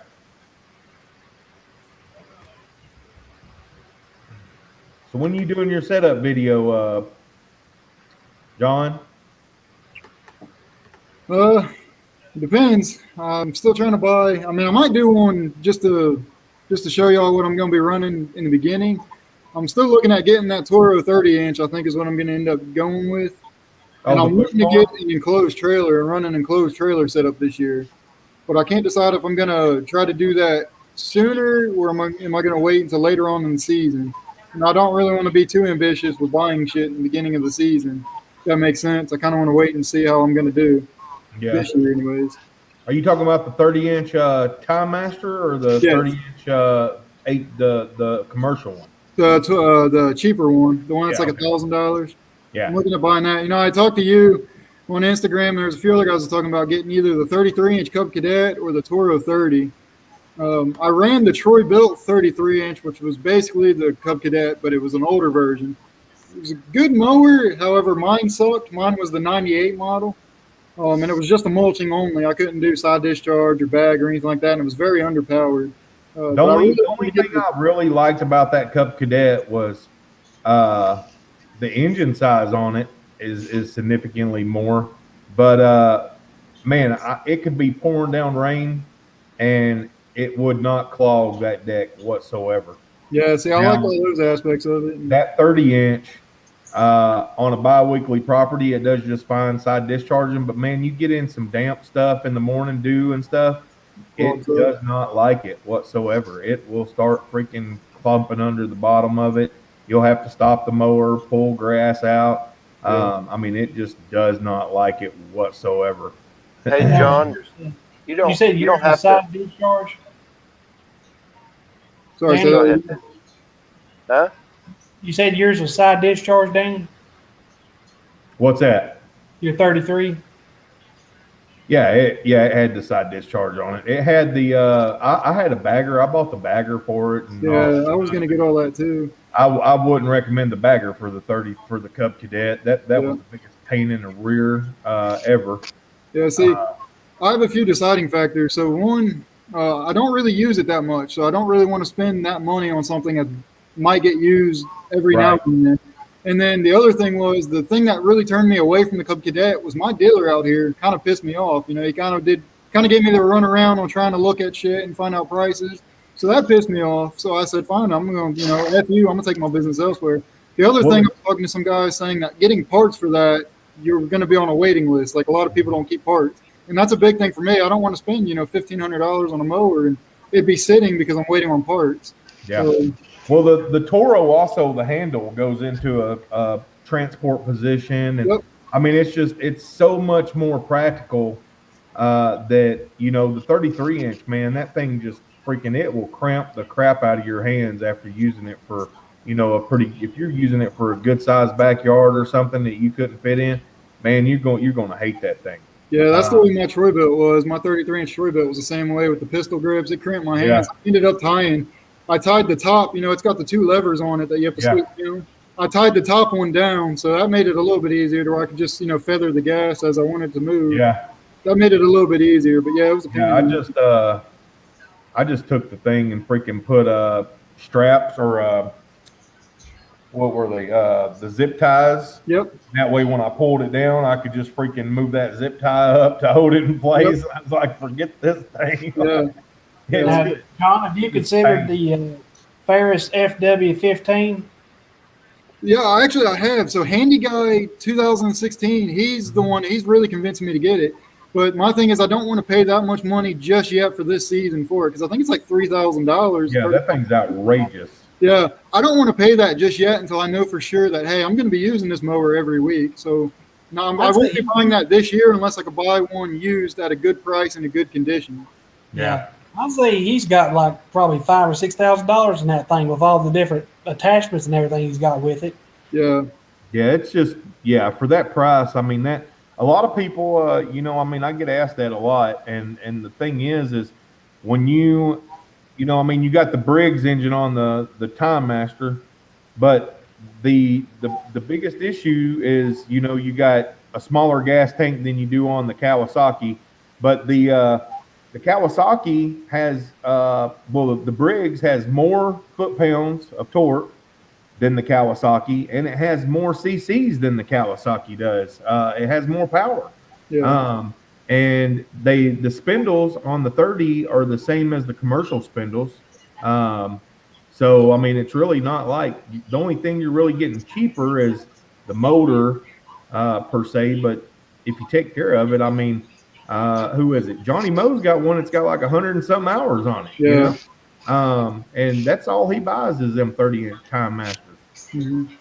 And right now I've got a 22-inch Craftsman push mower that I can run for any smaller yards that I need. So what I'm thinking about doing for the beginning of this year, just to see, is mainly run my X-Mark 60 as my main mower, and then I've got a 48-inch walk behind that I really don't want to use, but it's a nice backup mower if I need it, and then run my push mower for the smaller yards if I have to use it, and not buy anything just yet to get going. Yeah. And we'll see how it goes this year. Because I don't know if you know, Danny, but last year, you know, I had a lot of customers, but I had no route density. I mean, I was driving all over the freaking place, and that added up. I'm sure you know. Where I took on anything and everything, and man, I tell you what, the best thing I ever did was drop all my biweeklies. That was the biggest thing the biggest relief off of my shoulders was saying, you know what, I'm done with it, and just getting it done and over with. And that was the biggest headache that I can say that I personally had in my business was biweekly properties. Yeah. That's all I've got here is bi-weeklies, and I don't have very good route density either. I dropped some more difficult properties, and so far I've had one person contact me about wanting lawn care services, and I turned them down because they was like a mile or so outside of town, but the easiest, quickest route to get there is up the side of a mountain. You know, it's just wasn't going to be worth pulling my setup up there to do it, I don't think. So here locally, I'm just going to, you know, take on whatever easy and local and small. If it's within town limits or along the way between towns, I'm going to take that on. But as far as big growth, I'm going to try and go to that other town that's 50 miles away, because I'm hoping if I can get in there, there'll be a lot better money. Right. Yeah. Yeah, I mean, because I live out in the middle of BFE, you know, so the big thing is it's hard for me to get route density regardless. I drive 25 minutes away to the nearest, the biggest city, I guess, closest. I mean, there's a couple cities in between, but the bigger one, and that's where a majority of all my properties are. And then, you know, I hit the smaller cities coming back through, but they're worth my while, you know. And when I just totally decided that I'm done with it. I'm done, over with, and I didn't want to make that drive anymore. Yeah. And so, I mean, I had a lot of properties that I was driving in, you know, at the time it was like 45 minutes away. Yep. And farther. I mean, there were some I was driving an hour away too. And finally I just got to the point I was like, I'm done with this. Like, I am so done with this. See, that's Can you guys- last year was I drove 45 minutes to Monette down near Bowman. I drove to Monette. I did a lot there, but Monette was hands down my worst city I serviced last year. I stopped cutting grass because of the drought around July. I never went back after that. I think I cut one more time after the drought hit, and that was it. But I spent a lot of time, it was 45 minutes with my trailer and shit driving there one way. So I had a lot of windshield time there alone, plus all the times that, I would drive after the drought to say, hey, does it need to be mowed? So I wasted all that time. Right, So, yeah, because you drive down there and they're like, yeah, I don't need it this week. And then you're like, I just made this freaking 45-minute trip for nothing. Yeah, exactly. Whenever the weather gets like that, my phone is my best friend. I contact everybody and try to communicate as much as I possibly can so I don't have to drive. But, last year I had a couple that are outside of, the towns and whatnot that are a little bit of a drive, but not very far.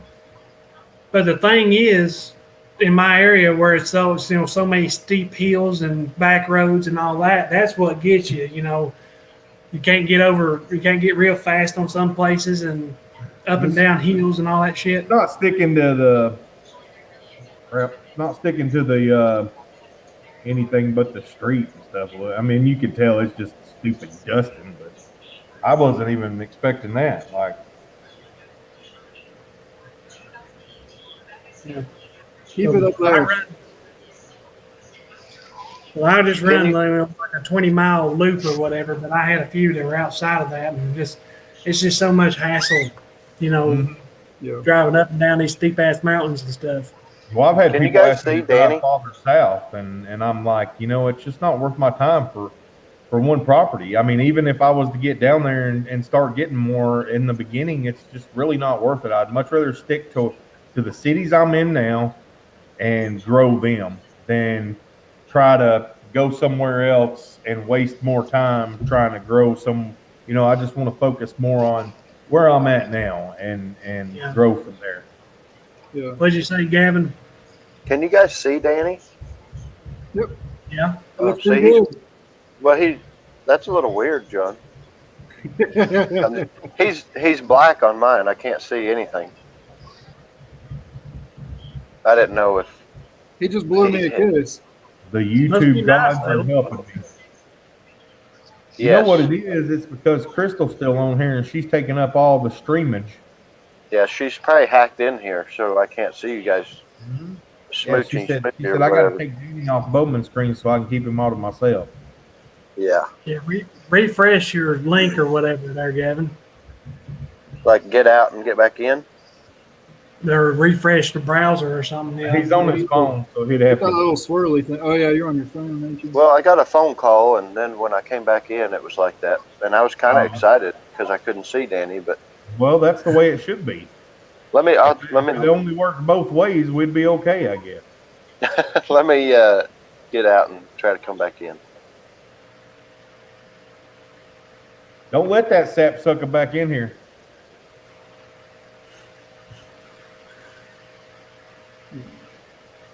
So, Danny, how long have you been cutting grass for?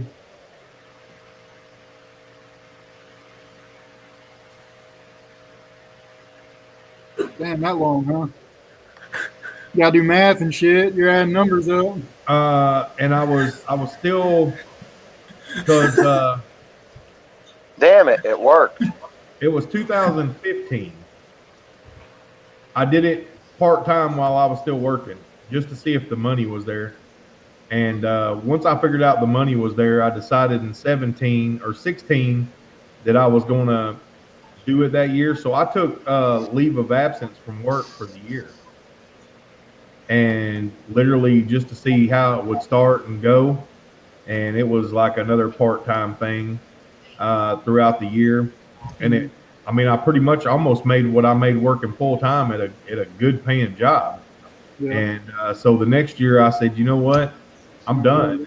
And I got rid of my full-time job. And I said, I went and that's the year I went and bought the Skag and everything.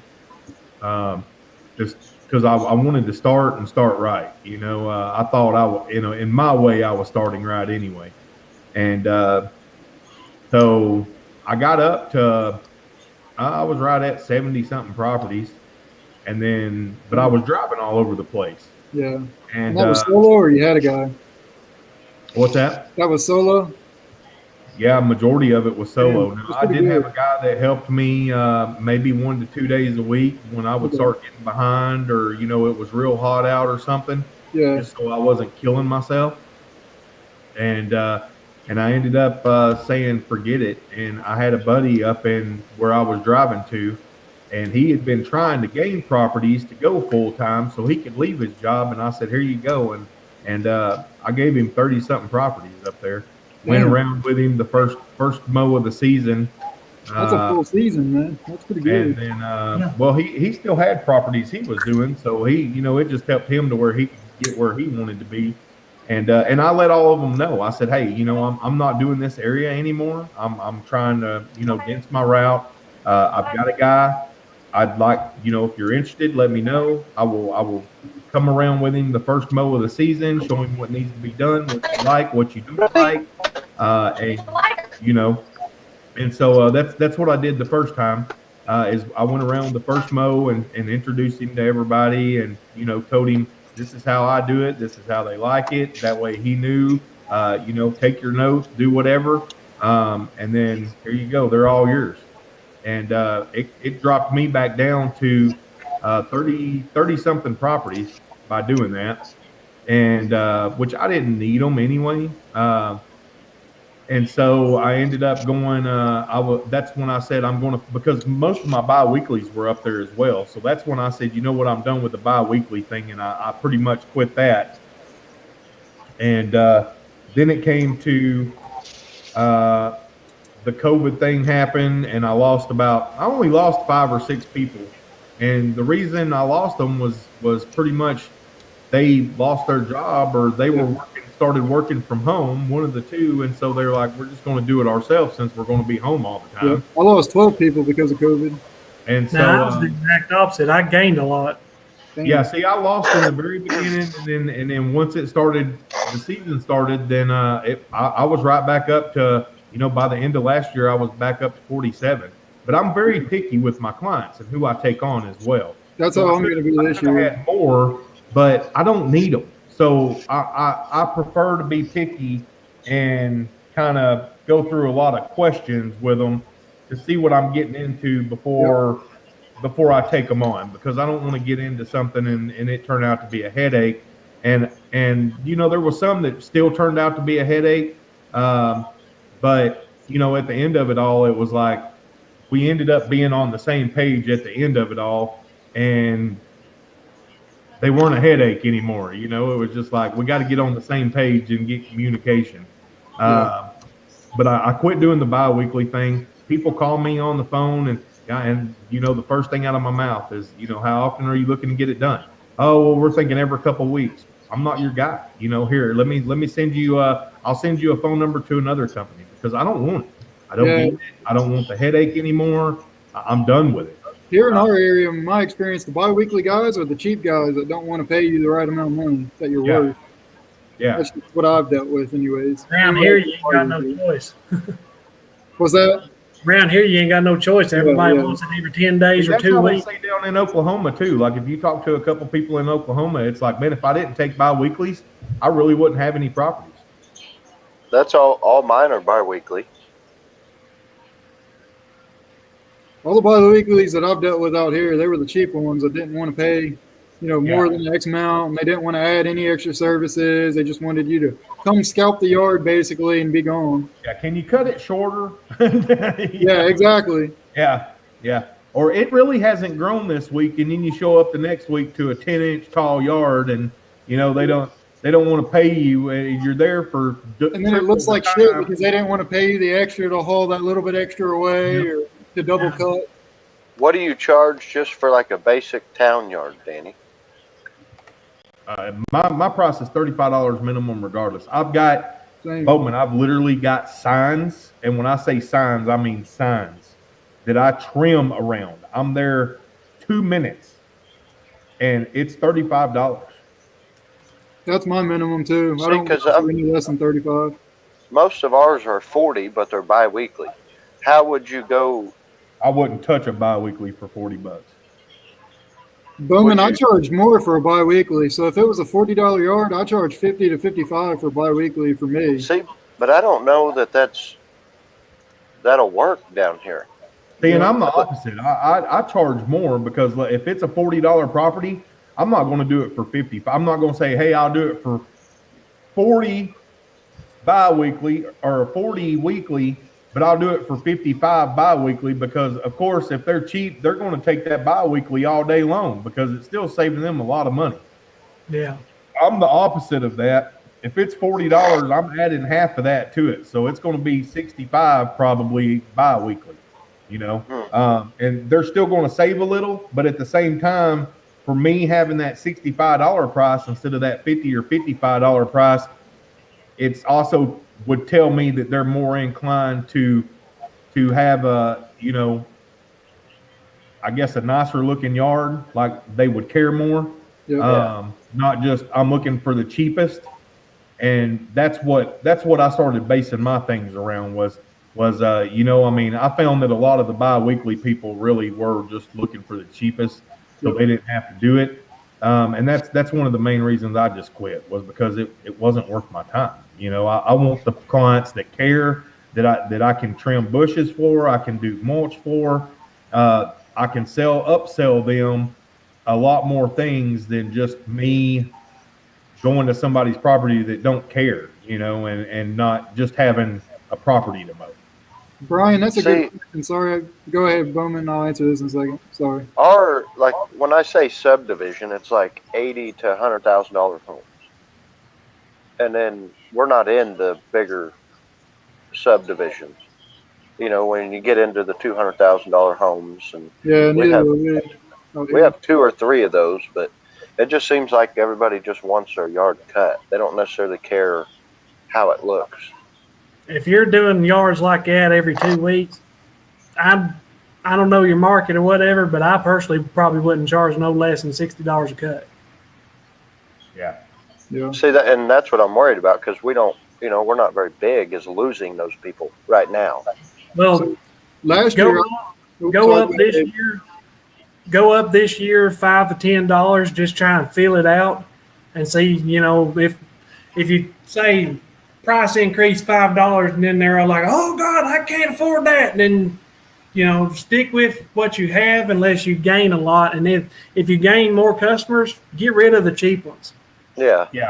Always weed them down. When you can start weeding customers out, man, it's great when you can get to that point of weeding customers out because then you don't have to worry about the bull crap anymore. And the biggest thing I found with a lot of bi-weekly clients was, oh, there's dead grass that it looks horrible after 2 days, and it's like, what do you expect?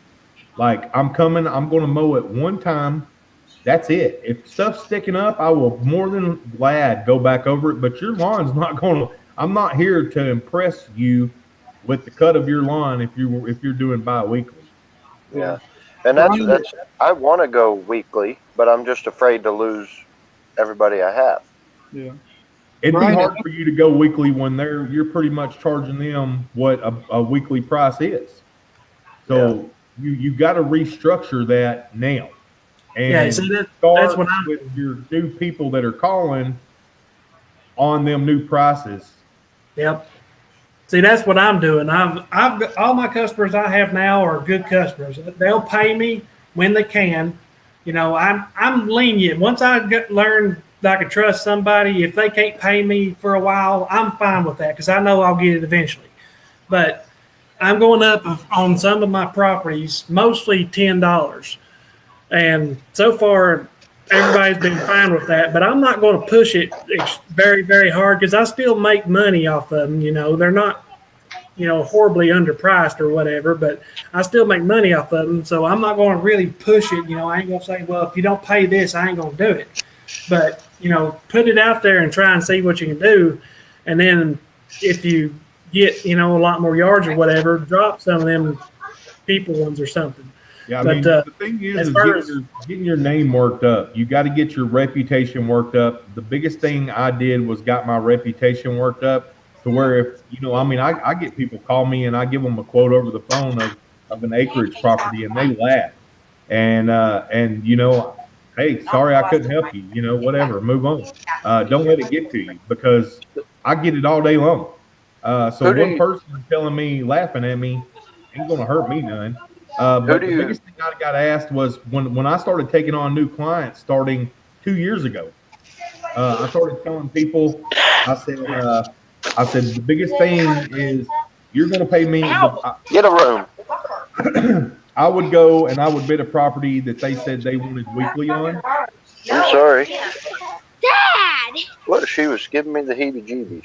And it would turn into you would mow it a couple times, and then they would start that hey, let's wait another week, it really hasn't grown, and then it would turn into a bi-weekly thing. And so I quit doing all that, and I said, you know what, I said, so when I go to bid a new property, I don't care. For the past 2 years I've done this and it's worked great. I tell them, you're going to pay me a month in advance every month, and we're going to do this for at least 5 or 6 months, to where we get on a, you know, no to no basis type of thing. You can trust me, I can trust you, and then I will start billing you monthly or weekly or however works best for you. So And the biggest question I get is, well, how do I know you're going to do the work? And I said, it's not hard for me to, it's not hard for you to find. You called me for a reason. You can go anywhere on the internet and look at my reputation. If you feel you've got something to worry about, feel free to call somebody else. I'm probably not the guy you want. Because it really, you want clients that trust you on their property when they're not home. And if they can't trust to call a reputable company and pay you up front for the first 3, 4, 5 months, whatever you decide to do, then they're probably going to have trust issues from the beginning. You know, it's probably just going to be a headache. Yeah. So I have 5 commercial properties that I gotta go put a bid in. What do you drive to all of them, or do you use a software, Danny? No, I do I both. drive to every property. Because I'm I've gonna been tell to you right now, I've been to drive everyone. you I will go drive to to. and I look at it to see what it entails. You want to see if there's shit that you have to trim around, if there's curbs you have to jump, if there's a lot of trash in the area, what's parking like. Can you get your 20-foot trailer in there, or can you only get a 12-foot trailer in there? But as What's far the as edges like? I've gotten good at using Google. Like if somebody contacts me, if I'm around my computer, you know, I can give them a rough estimate real quick, and I'll tell them, make sure they know, you know, this price is subject to change when I come to look at it in person. And I've done it a few times, and a lot of times when I get there, my price is actually pretty good right on. So I use Google a lot and measure out the area, see just how big it is, try and look at it from the street view and everything. You know, Yeah, I've tried doing that, but what it is. Google don't update enough to keep a property up to date. I mean, it's just crazy. and I've been to every one of these properties. But do you use the software to map like the square footage, or do you just walk it? Or more than likely, the best way I found to get the square footage of an address is put that address in Google, and it'll come up with Realtor or Zillow, and it'll tell you the lot size of that property just like that. That's the quickest way to get the size of a property. And then you base your price off a square foot or whatever. Well, yes and acre, no. I can look at a property and say it's going to take me this long to do it. Like, I mean, you get so good at looking at a property, you know how long it's going to take you to do acreage. You know how long it's going to take you to do a third of an acre. I mean, you can look at a property and go, okay, I'm going to be here this long. It's going to be $40, and you're literally going to be there 15 minutes in and out. But commercials are automatically higher, right? Yes. What's up, Eddie? Yeah, I charge more for commercials. They're ambulance stations, and I've seen every one of them. I'm just not sure. If it's like a $40 yard for a residential, it's probably $55-$60 if it's commercial for me. Because there's a couple of them that are like probably close to 2 acres. Oh shit! Yeah, that's gonna be pretty good size. What size lawnmower do you have? 52. Yeah, you'll be fine.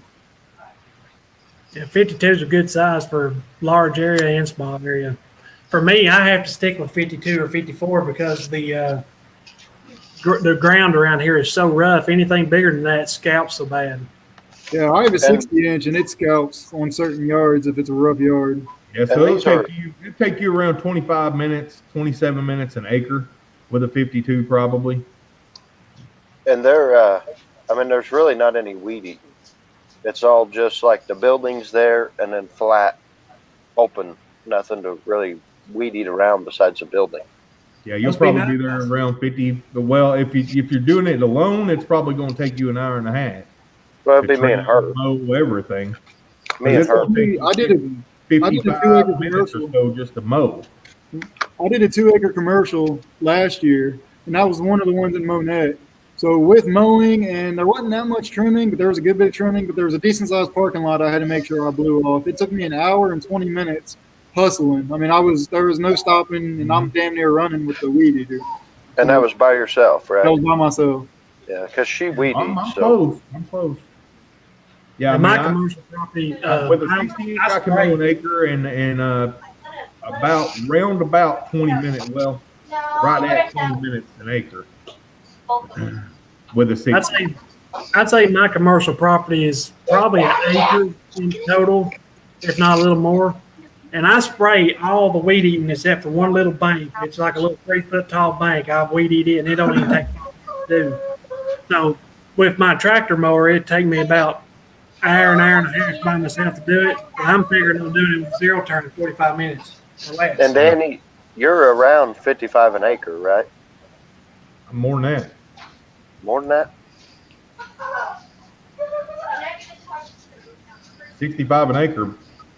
And that's to start 65 an acre. Now, if I get on a property and the front yard's got some trees and the backyard's wide open, nothing to trim, then I'll drop the price down to 50, 55 for that extra acre because I can fly through it and I don't have any trimming to do. But if Yeah, there's and trimming on every part of the property, it's 65 an acre minimum.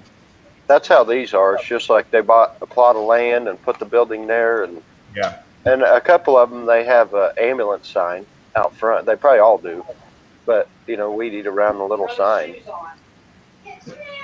Any of y'all have anything for Brian here? You just got to know what your mowers are taking in gas. Like I got something to add to that. usually you'll get about a gallon an acre on fuel consumption. That's about what I get with the Turos. It's knowing your numbers is the biggest thing, Bowman. That's the biggest thing in this industry is knowing your numbers, how long it takes you to do a property, how much gas you're using, how long you're on the property, and what your profits are. That's the biggest thing of knowing where you need to be at. Not changing subject, but to answer that question for Brian, I worked for a property management company last year. I don't know if any of you guys did. I did it just because it got me a lot of work starting out, but it was a nightmare to do. I won't do it again. There's no route density there. There's a very big lack of communication, and they're looking for the cheap guy. They won't, they might pay you what you're worth here and there, but when you start dipping into, oh, this was a bigger job, I had to charge this much more, they're going to argue with you on it. So that's my experience with them. Yeah, I plan on probably my biggest thing this year was I'm going to hit EDDM and yard signs, the two things I've not done, and I really think it's going to go good. So I plan on actually hiring somebody this year probably and not dealing with it majority by myself anymore. What about getting in with realty companies? See, I don't my like it. experience. Yeah, I don't like realty companies because they just want to call you whenever They feel it's convenient. They won't give you a heads up. They're like, hey, I need this cut tomorrow. I'm showing a house, and you might not be in that area. You may have just cut it yesterday. That's my experience with them. Now, Jesse, I do have a helper, but I had to use him quite a bit last year. I had a lot of health problems and whatnot, and I'm hoping this year to possibly not have to use him as much, but I probably will because of my back, I'd say. But, I don't have any helper. I just got to do it all by myself. As far as license to spray, the only thing I spray is just weed killer, and that's it. But I need to probably look into getting licensed. But I've literally had a cop drive by me when I'm spraying like a big 20-foot tall bank, you know, spraying it with weed killer so it completely dies out, and nobody cares. I Yeah, have it's done. not the police You're you usually gotta along worry fence line and about. Yeah. Everybody uses it around fence line and everything around here, so nobody cares. Hey guys, my phone's dying, so I gotta get off here and do something, huh? She Alrighty. said good. Hey, Missy. So thanks for having me on. We'll see you guys later. Catch you Thanks later, for bro. coming up. Bye, Bo, See ya. man. Bye, See you later. Daniel. Don't ever let him back up here. What are you thinking about changing it to, Floyd?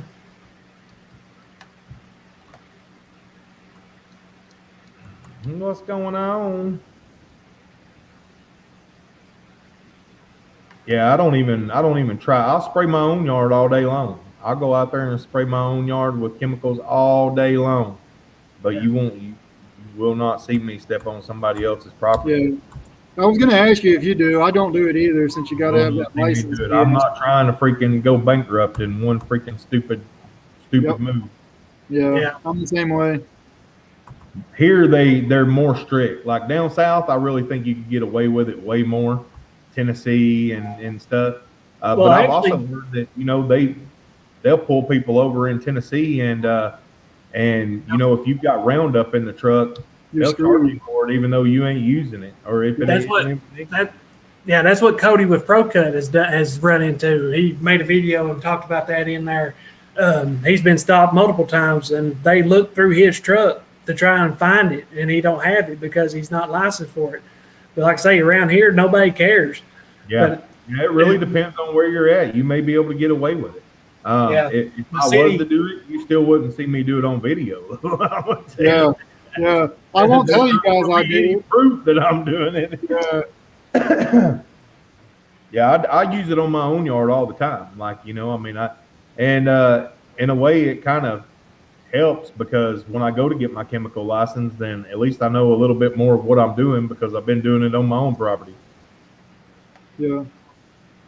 I'm hoping to be able to do stuff on my property this year. I neglected it pretty bad last year, and my yard looks like shit. It's My covered. neighbor got crabgrass real good last year, and so I went out and sprayed my whole lawn with Q4. Plus, I put down the pre-emergent and all that stuff just to make sure. I'm like, keep that shit over there. Yeah. Like I don't want it on my. I'm trying to get my yard nice. I don't need your crabgrass creeping. I'm honestly thinking about doing a complete start over on my whole yard. Just getting rid of all of the grass and weeds that's in it and just starting over from fresh. It might be easier for me. I'm gonna tell you the best look. Let me show you. I'm gonna show you a before and after picture. This is what got me started in lawn care. Is I had people tell me I should get into lawn care because this is what I did to my yard.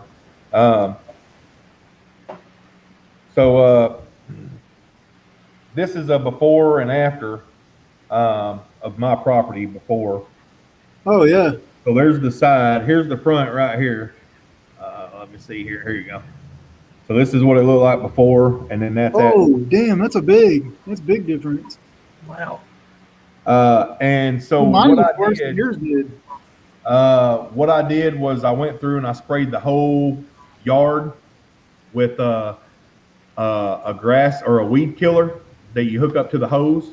Yep. I mean, I slaughtered it, just slaughtered it, and I let the whole thing freaking die pretty much. And then I went through with a dethatcher rake and went over it 2 different directions and pulled all that dead stuff up, and then we raked it all up and hauled it off. So then I went and I got an aerator and I aerated the living crap out of it 3 different directions. And then I put down the starter fertilizer, the seed, and then I put down a thing of a light, thin layer of compost over the top of it. And then we watered the living crap out of it. And that's what it turned into in a year. That's really good. I've got a customer. He has a bunch of crabgrass too that I'm supposed to be doing something with his yard. I wasn't sure if we should just start over. That might be what we do too. I might try on his yard and then do it to mine if it And works. then I literally just, kept it up. I mean, it literally was just, who did you have? I did that. And then And then it was just, you know, literally figuring out what I needed to do to keep it up, you know, and that's what I told. I said the biggest thing, everybody wants a nice lawn, nobody wants to pay for it. And nobody wants to do the work themselves. Yeah, nobody wants to pay for it. They want a nice yard, but they want it done cheaply. And you can't have a nice lawn in a cheap way. You're constantly putting down fertilizer or something on it throughout the year to keep it that way. I mean, it just don't happen. You know, I mean, if you start letting it go, then you're going to start getting bare spots. Your weeds are going to start coming in. You have to keep up on it. And, you know, that's what a lot of people don't.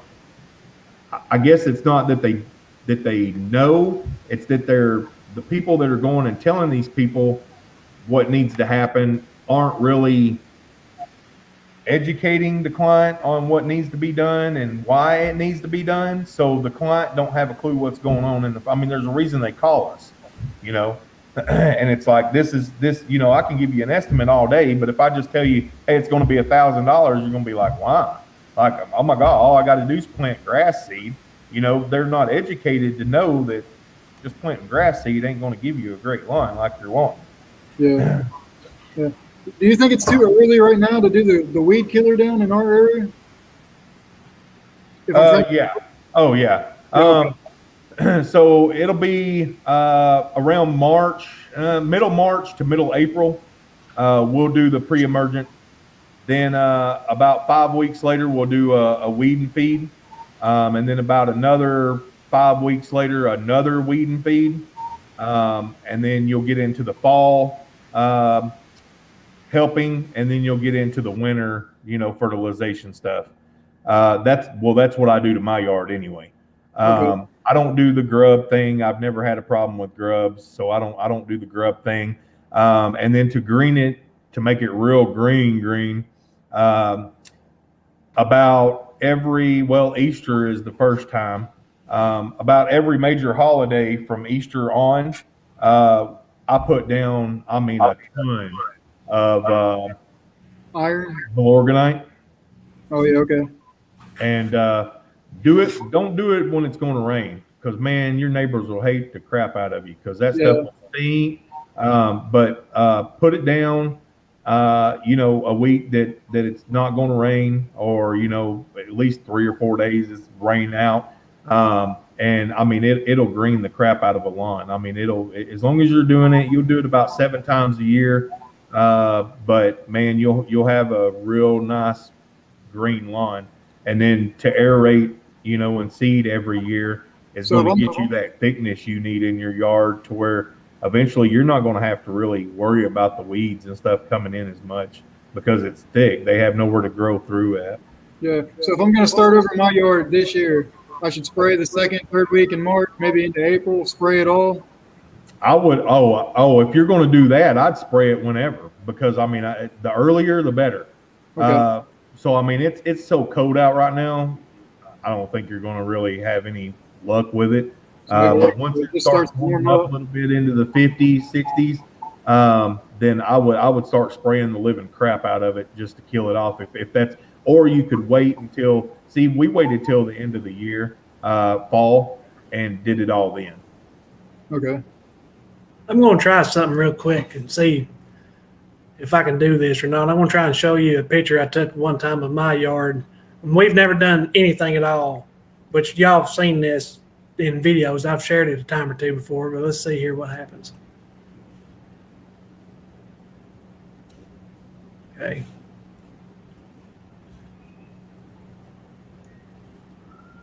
Did that come up? Oh yeah. And that's with my garden tractor, my X540. That looks better than my yard. My yard's pretty damn bad. Yeah, that's why everybody around here uses the garden tractors and, you know, the Deere mowers, because they cut so well around here. So I'm really looking forward to seeing how this 7-iron deck works.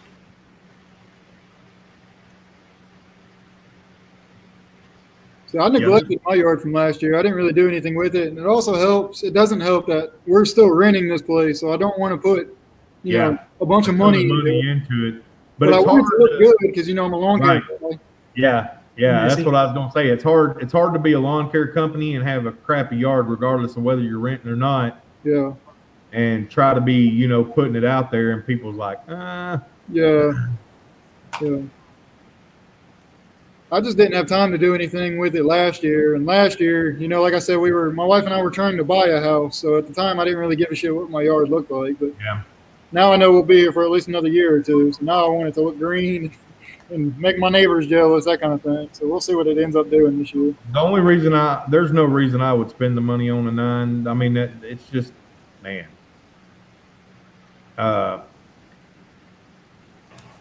Yeah, you get the extra screen on the front, but I think Brian's going to probably find out the battery life ain't no better than the 8 or the 7. You're going to get about an hour and 10, 15 minutes per battery, depending on what you're shooting in. I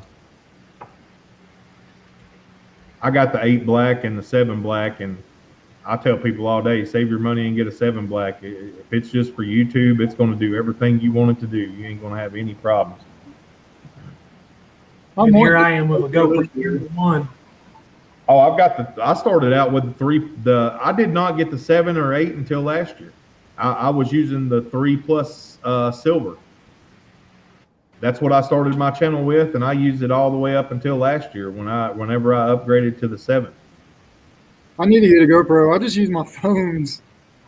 Yeah, and there's nothing wrong with that. I just like listening to my music on my phone, so yeah, so it stays in my pocket, so I can listen to music and stuff. I almost lost one last year. I was doing a pretty rough property, and it was real bouncy, and it bounced off. You know, it broke the phone holder on the mower. It bounced off, and man, it landed that far from the blades before I was finally able to stop. I've got it on video. I mean, it goes right next to it. I've still got my 3 plus silver. Yeah. I've always just been too cheap to sell it to them and auction it off, and that's what started my whole channel. I doubt I'll ever get rid of that thing. It'll sit there. That way, when I hit big time, I'd be like, "This is what I'm gonna frame it." Yeah.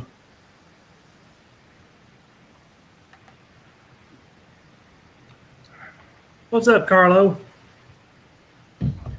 Oh, what's up, Carlo? Just found this.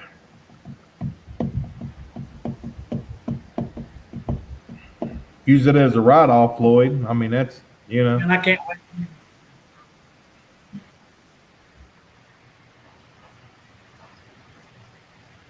I cannot wait to use that zero turn. I bet. You're going to save a lot of time using that zero turn. At least I think you will. Yeah, I should. And really, I hope to save on everything, gas and labor and everything. I mean, my trailer, my whole entire setup should be lighter because, you know, I had like 1,500 or 1,000-pound, 2,000-pound mowers. Now I've got a, 1,200-pound mower and a 400-pound mower. So I ought to be saving a couple hundred pounds in weight on the trailer with my current setup. My helper should just, I'm sorry, go ahead. I keep cutting you off. Sorry, go ahead. My helper should just only be weed eating instead of helping me mow and weed eating too. I mean, I should save a lot of money, I hope. Yeah, I think you will. I think it'll be pretty good. I just did the numbers on what my mower cost me to run. I don't remember the numbers, and I don't remember. I had an idea on what it costs per minute to run it, but I don't remember what it is now. I got it wrote down in the house. But anyway, it's really good. No, mine's a 915E with a carbureted Kohler. See, I almost bought a Skag Tiger Cat because the seat is a little bit better than the Deere, and it had the EFI engine. But that I got a good deal on that Deere, and I just went with it.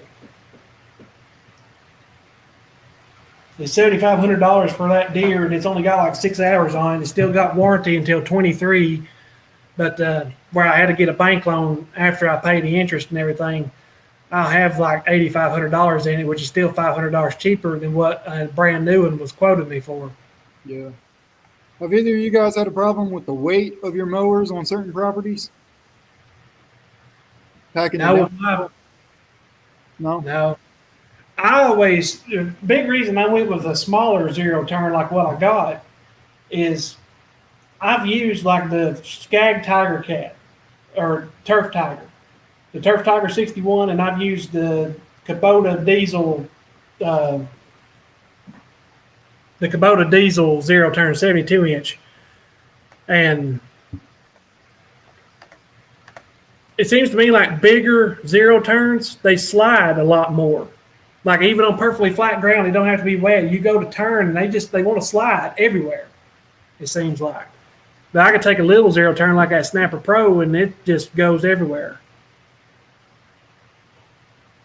Yeah.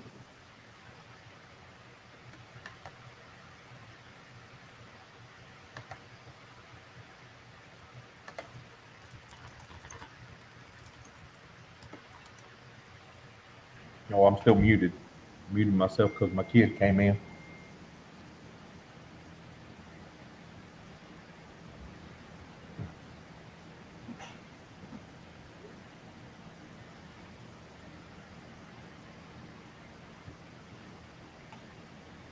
There we go. Get distracted. We'll go a few more minutes, and then I'll probably have to hop off here. I got to get some stuff done around here. What's up, Blade Mate? It's a new name I've never seen. That guy's from Australia.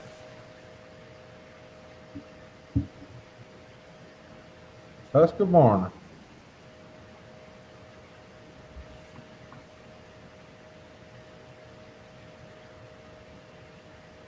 I've already Yeah. kind of done mine. Mine will be coming out closer to the end of this month, probably the beginning or so of next month. Mine will probably be the beginning or the end of next month before you guys see that video. Yeah, that's the biggest video that's usually the biggest video most channels have. Is Yeah. My setup videos have been some of my best videos. So far, my biggest video is that one I made on the Harbor Freight V-hooks for hanging up trimmers with.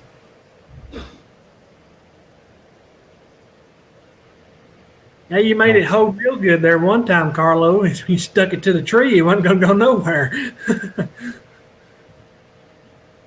I'll have to check him out. Looks like he runs Echo. Smart man right there. I'll have to check that channel out. I'm going to have to start blocking all these Echo users. You're going to be blocking me. I love my Echo. Uh-oh. You ain't going to have nobody in your streams. I'll have Bowman in here. He's got enough sense to run Stihl. Bowman.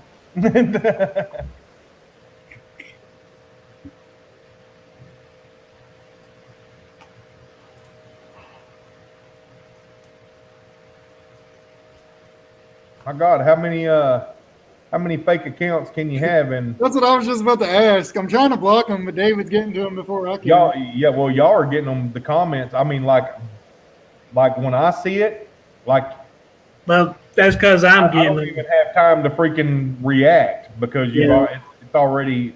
But I'm not on my phone or anything. I'm on the computer or just on the StreamYard thing, so I'm not watching the actual live. Yeah. I'm just seeing the chat from StreamYard that's behind. Where I've got the actual chat in the StreamYard studio right here. As soon as they pop up, I can get them. Even though, Oh yeah, you must be seeing it way quicker than me. I can't do anything from the StreamYard comments. Yeah, I've been trying to do. That's what I was trying to do at first, but now I'm doing it on my phone. But by the time I get to it on my phone, Yeah, the only person that can do anything in StreamYard is David. We have to do it from the phone. If you're a mod, then you got to do it from the phone. Okay. from YouTube.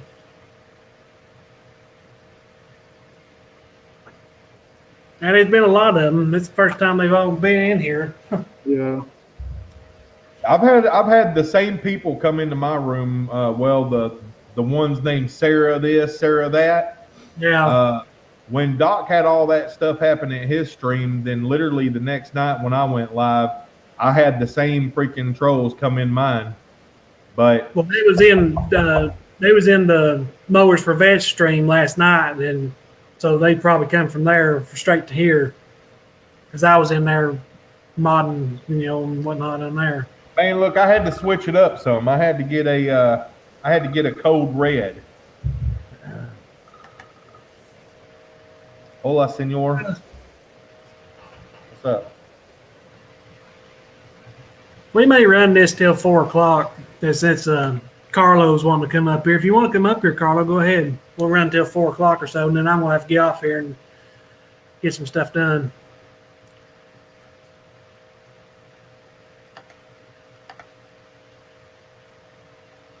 You're on it, David. By the time I read it, man, you've already got it before I can get to it. Yeah. Not to self-promote or anything, but I think I'll probably go live either tomorrow or Wednesday. It depends on how I feel, either one of those days. Yeah. Again, Let me know. I'm not trying to self-promote on your channel or anything. No, that's fine. That's fine. Everybody that's listening or whatever, whenever you see that, go over there and be sure to check him out. Be sure to let me know. That way I'll, I can make a plan. Yeah, I definitely will. He's promoting himself on my stream. Yeah, I'm doing a shameless self-promotion. Yeah, 1,000 subscriber dude promoting himself on a 400 subscriber dude channel. Hey man, I'll bring everyone up with me though. Do what, Danny? I said you got to get them how you can. Yeah.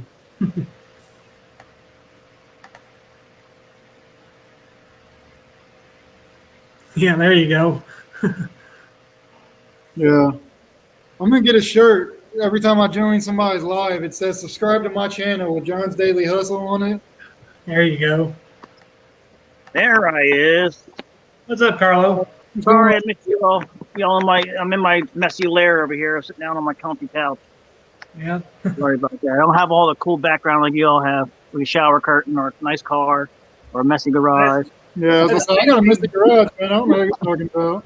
I'm just messing with you. I know your garage is like spick and span compared to mine, dude. Yeah. That's my 18 blanket I got up there. That's probably an antique. I need to get Cycling Rake to start sponsoring me since I'm for all my live streams. Dang. Who's going to sponsor you? Cycling Rake, since I got it behind me. I guess you guys can't see it anyway. Since I see it back there, yeah. And that's why you got the camera angled up like that, so they can't, try and strike you down or some shit. That's right. So nobody gets free advertisement. You want to see it, you want to pay me. Once they do that, you have to start saying, I'll be like this on my live streams, like, hey guys, how's it going? That's why I always have that Husqvarna on the back of my garage. I always think that maybe they'll see it. Them SOBs don't care about me. Yeah. They're too big.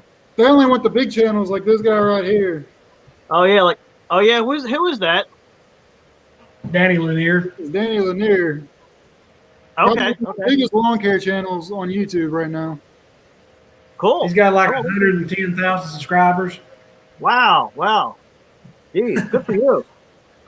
They're lying. I guess that was condescending. I take it, right? At least you guys got something. I mean, 10 years. I can't. Nobody gives a shit about me. I got some. You guys are talking about like something that had a lot of hits. I have some that have like 5,000 views, and I've seen that a lot. And there's a lot of guys that have a lot of good content that gets thousands of views, but they have like 200 subs. I'm like, how do they only have this many subs? Yeah, I just don't understand what's the difference in a lot of different things like that. Like I've seen some channels, like 20-some subscribers, and it's probably their last video they'll ever make, and they'll have a lawn care setup video, and they'll have like 1,500 views.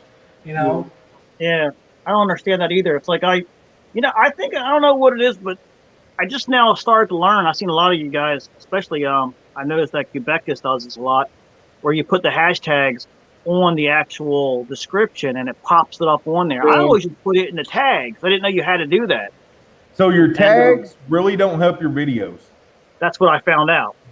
So your tags are literally for a lot of the reason you should use tags is for misspelled words. So that's the reason. That's the reason they recommend the tag thing is literally for misspelled words. All of your keywords for your video come from your description, your title, and your thumbnail.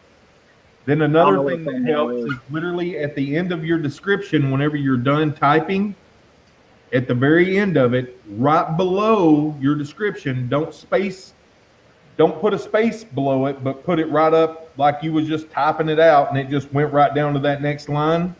Yeah. And then you can do hashtag whatever, hashtag whatever, hashtag. You get 3 hashtags for each video you do.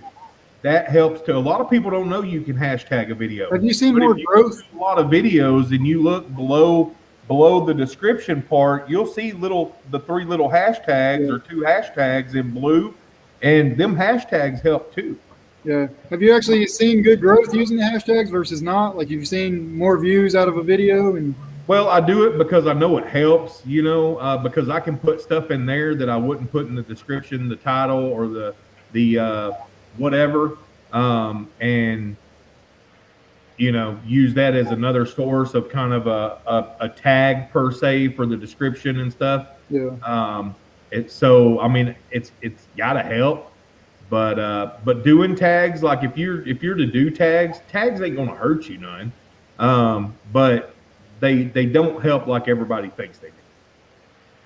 Now, what about the little blue clickable tags that's above the title of your video? That's what I'm talking about. That's the hashtags. Yeah, those are the that people hashtags. can put in. Yeah. Okay, Yeah, I so didn't know you if you meant get like 3 of them. You can only do 3 per video, but yeah, them will help as well. Oh, that's What's good. up, That's good. Scott? I tried that a couple of times. I can't read any of the descriptions because I'm on my phone, so I apologize to everybody. I'm trying to look in there, but I can't see them because I got bad eyes. See, the one thing you want to do is when people are coming to your channel, it really don't matter. So there's a misconception, I guess, of titles and stuff like that. You've got to think of what people are searching for, and that's where you're going to get your description, title, and your thumbnail. You want to make your thumbnail, because the first thing people see when they click on YouTube and type in something is the thumbnail. They're not looking at the title off to the side. They're looking at the thumbnail. Then they read the title. Interesting. Okay. Nobody's going to get your description until they get into your video. You know what I mean? They have to click on that. So what draws people in is a good thumbnail and then a good title. The thumbnail's got to be catchy to catch your eye. And then, let's see what look, this is a video that about exactly what I'm looking for, and it's got a good thumbnail. So they're more inclined to click on that compared to a channel that is right above it that has some standard thumbnail with nothing that's drawing their attention to it in a crappy title. Even though it could have way more views than the video below it. But, in the back of somebody's mind, it's, well, these people probably have a better video because they've got all of this catchy. It makes it look like you put more into your content. But the biggest thing is you can have crappy titles. Like you can name a title, like he said, the Super Bowl thing. The thing is people are going to see it, but if you're just starting out on YouTube and you're trying to get into the algorithm of YouTube, then you don't want to name a video that. But you could, and I'm going to tell you why, is because like this time of year with Super Bowl being today, well, probably a lot of people is going to be looking at the Super Bowl. But the odds of your title or video coming up are going to be very slim because that's not your niche. And YouTube knows that's not your niche. So the chances of them putting you in a niche of football when you do lawn care are slim to none. So Yeah, I personally wouldn't name something like that, but it's your channel, what I mean? Yeah. Yeah, I haven't even tried that, but it's like, it was just frustrating because I'm like, there's so many times where I just like, I'm going to give this up. I'm going to give this up. I'm going to give this up. And I got this GD damn troll. Every video I put out, within minutes, they dislike it. And I've seen that. I've seen that on yours. I was wondering why somebody was doing that. I've seen that on quite a lot of guys, actually. It gets ridiculous. It's like, what child out there really has that much energy to literally wait until your next video comes out and, dislike. You know what I mean? It's like, I don't really care too much, but it starts to make me wonder, like, who the hell is following it? You know what I mean? Listen, there's one thing that big tip. Don't mention politics or religion because you will alienate yourself from like the whole world. Yeah. I've learned that. I've learned that on a lot of different venues. So it's like I just like, oh crap! I have to sometimes go back and watch all the stuff that I do. Like, what did I say in there? What did I say in there? Like, sometimes I'm like, screw it. I'm just gonna go ahead and do it. And I'm like, oh crap! I should have said that. Yeah. That's the only thing I'm missing, Gorilla. That's the only thing I'm missing, man. And it's just, I don't want to spend the $3,500 to do it right now. So I think I'm going to wait for taxes to come in, and then I'll probably end up getting it done. Are you guys talking about the epoxy? So it's yeah. So the biggest thing of don't listen to Brian Gardner. So the biggest thing is, I'll tell you this, okay? This is my number one saying, and if it don't tell you what it is, then something's wrong. Content is, if you're trying to grow your channel, okay? Content is king. Posting a lot of content is part of why you see a lot of these channels grow the way they do. The second part of that is, but marketing is queen and she runs the household. Yeah. You have to feed from other channels. You can't just rely on YouTube. You have to take that link, post it in Instagram, post it in Facebook. You have to draw that traffic to your page. So it means a lot. Like literally, using other platforms to feed traffic to your channel is a huge thing, because that's marketing. It's just like your business. There's no difference. You can have, you know, whatever, but if you're not marketing your business, you're not going to grow. So like I said, the number one thing I can tell people is content is king, but marketing is queen, and she runs the household. If you can remember that, you can take your YouTube channel to the next level.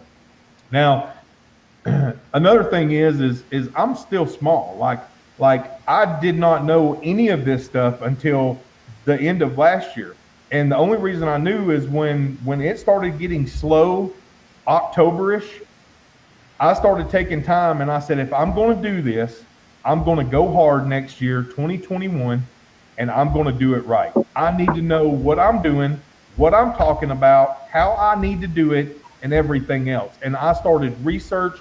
I have hundreds, I promise you, hundreds of hours in doing nothing but researching the YouTube algorithm and how to get into it, what works, what don't work, and everything else. Like I've got tons and tons of notes that all I do is I can guarantee you for November and December, all I did was sit in front of this computer and research the algorithm of YouTube, how it worked, what worked, how to get more views, how to do the thumbnails count. Does this count? Does that count?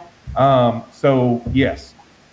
I mean, there's so much to take into it that, you know, I mean, I could make a whole freaking series over the YouTube algorithm just off of what I learned.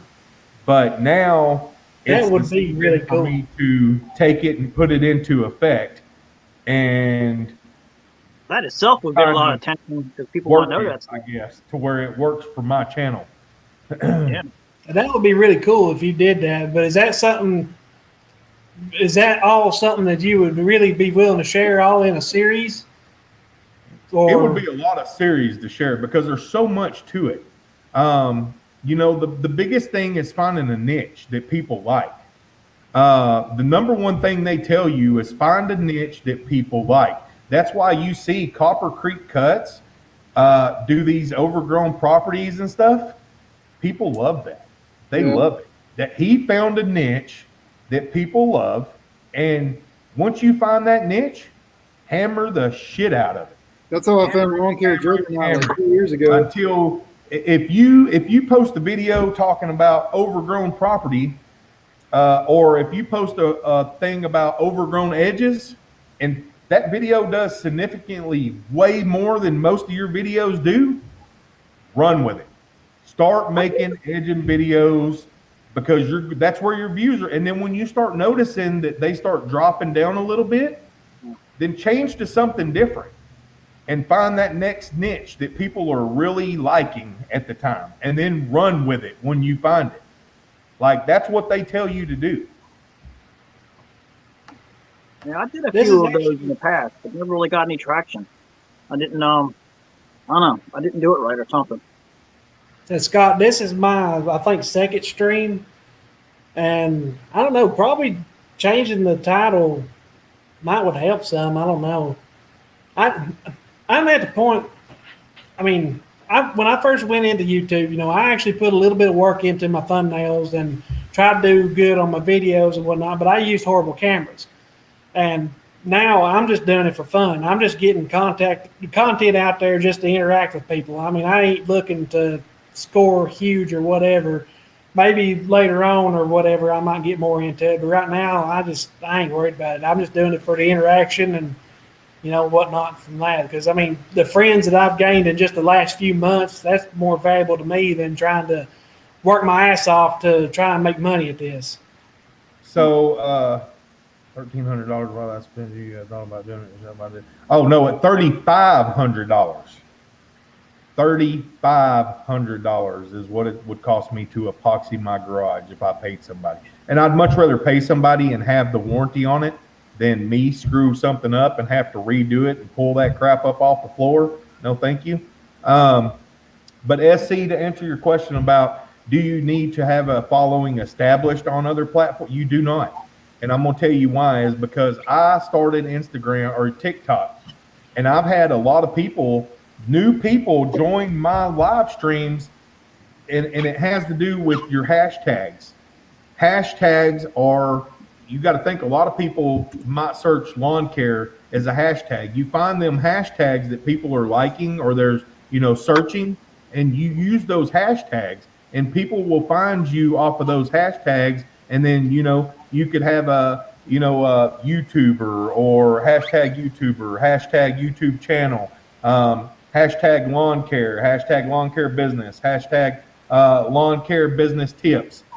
There's so many out there that people could be looking for because they don't want to go through, you know, if they're looking for business tips, you know, and you've got a thing that says, hey, come check us out on YouTube. Well, hey, there you go, right there. You know, you just gained somebody. I've had several new people in my live streams just from TikTok. You know, hey, I found you on TikTok, you know, and they come and subscribed and started watching the live streams.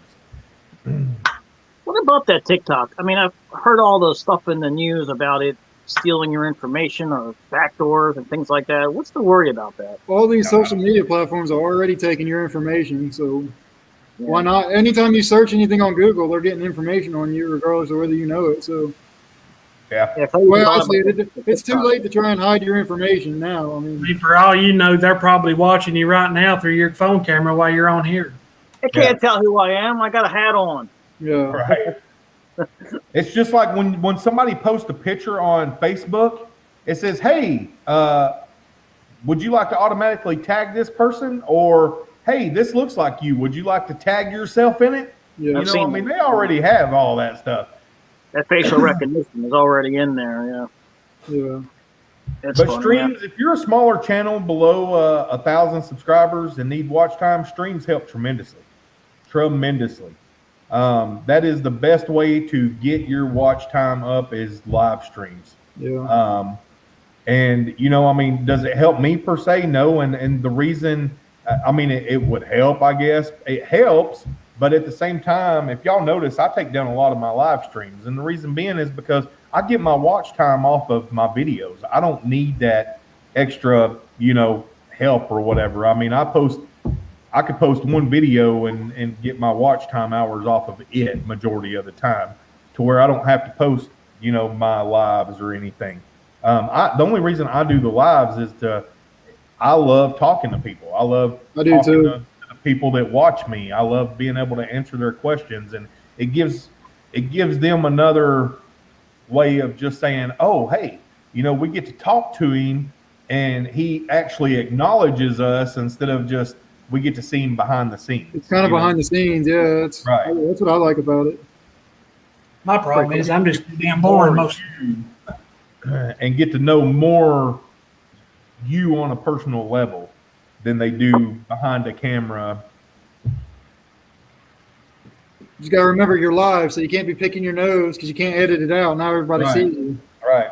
You know? That's what I hate. I can't sit still long enough. I'm all the time moving and doing shit all the time. I'm thinking to myself, people gonna think I'm crazy or something there. Yeah. I was don't care. nervous about doing my first live or getting on anybody's first lives. I got on Acme Mowing's live, but I was nervous because I'm like, shit, you know, when I make videos, I can edit out all the stupid shit I say. Now I'm live, people are going to realize, hey, man, this guy's an idiot. You know, why am I even watching him? But that's why people watch us, is because we're different in some way.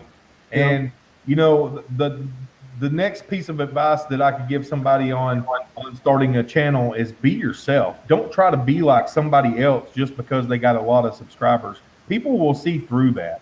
You have to be yourself. People will like your channel for you, not because you are trying to act like Brian's Lawn Maintenance or, you know, any of these other big channels. Regardless of who, you have to be yourself. Yeah, the Brian's Maintenance, he got lucky. Boy, did he get lucky. He blew up so fast and so quick, and just. But he posts a video every day. Yeah, he did. Yeah, there's a video every. I mean, he, like I said, content's king. If you're posting that content, you know, 4 or 5 minute video a day, whatever. I mean, I was thinking that it was annoying. Like if I did too many of them, it's like, oh, it's probably annoying people. I'm like, I don't know. Everyone says the same thing that you're saying. No, keep doing it, keep doing it. I'm like, I thought so too. When I moved from making 1 to 2 videos a week, I started doing 4 to 5, and I've noticed a big gain in my channel. Yeah, you'll notice a huge gain the more content, because YouTube's more inclined to post your video on. See, the number one thing YouTube looks for, and you got to realize this, YouTube's about money, just like anybody else. If I post a 5 minute video and it gets a minute of reaction time or interaction before people start falling off the channel, that tells YouTube that that video is A, probably a clickbait video, or B, it's boring as shit and people don't want to watch it. They don't care about it.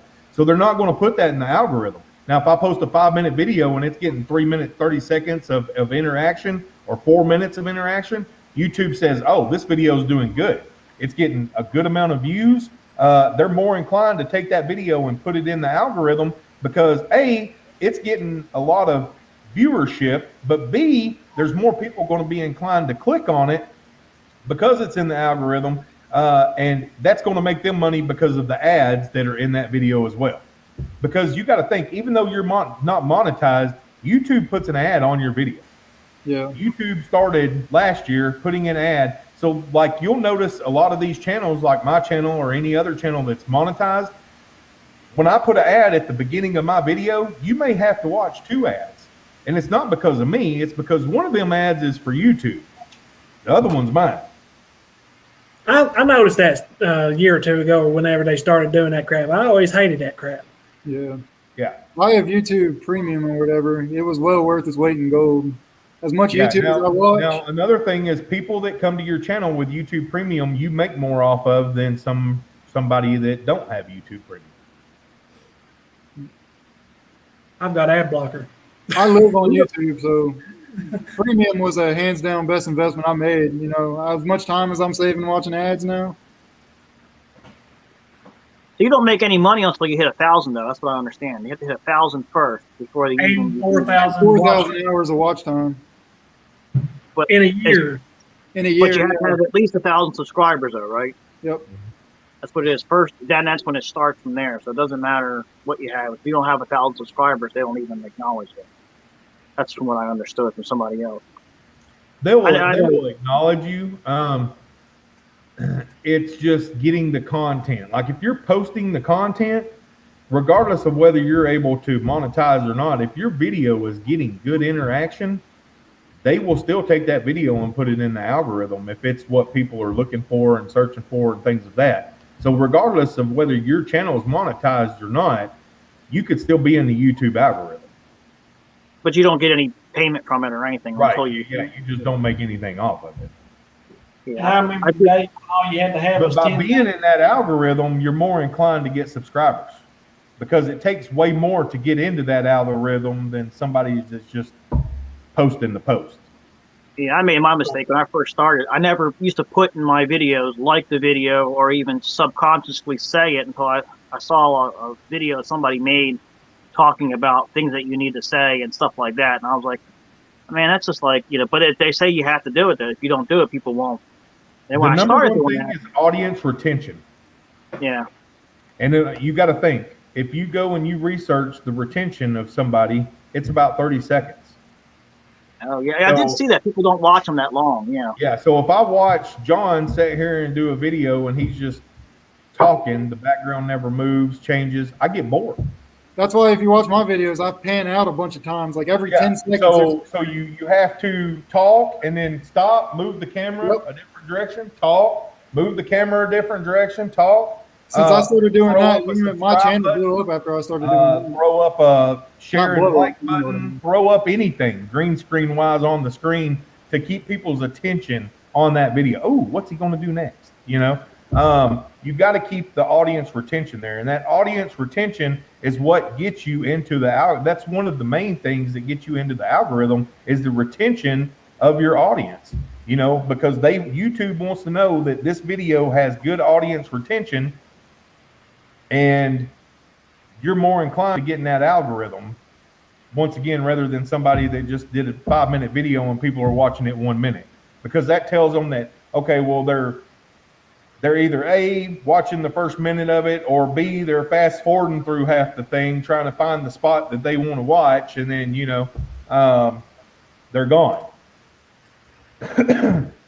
But you have to find that, when the 9010 came out, the Echo 9010, I told my dealer, I said, I want it as soon as you get it. If you get it before the 20th of December, let me know. They called me the beginning of December and said, Denny, we just got the new 9010. I said, I'm on my way. If you notice, I ran that blower into the videos of that blower. I ran it into the ground. But go look at all the views on them videos. I was the first person that had videos out of using that actual blower. Yeah. People want to know about that blower. That's so that's the latest and greatest. I want to run with it and run with it and run with it because it's what's popular right now. You get that niche and you run with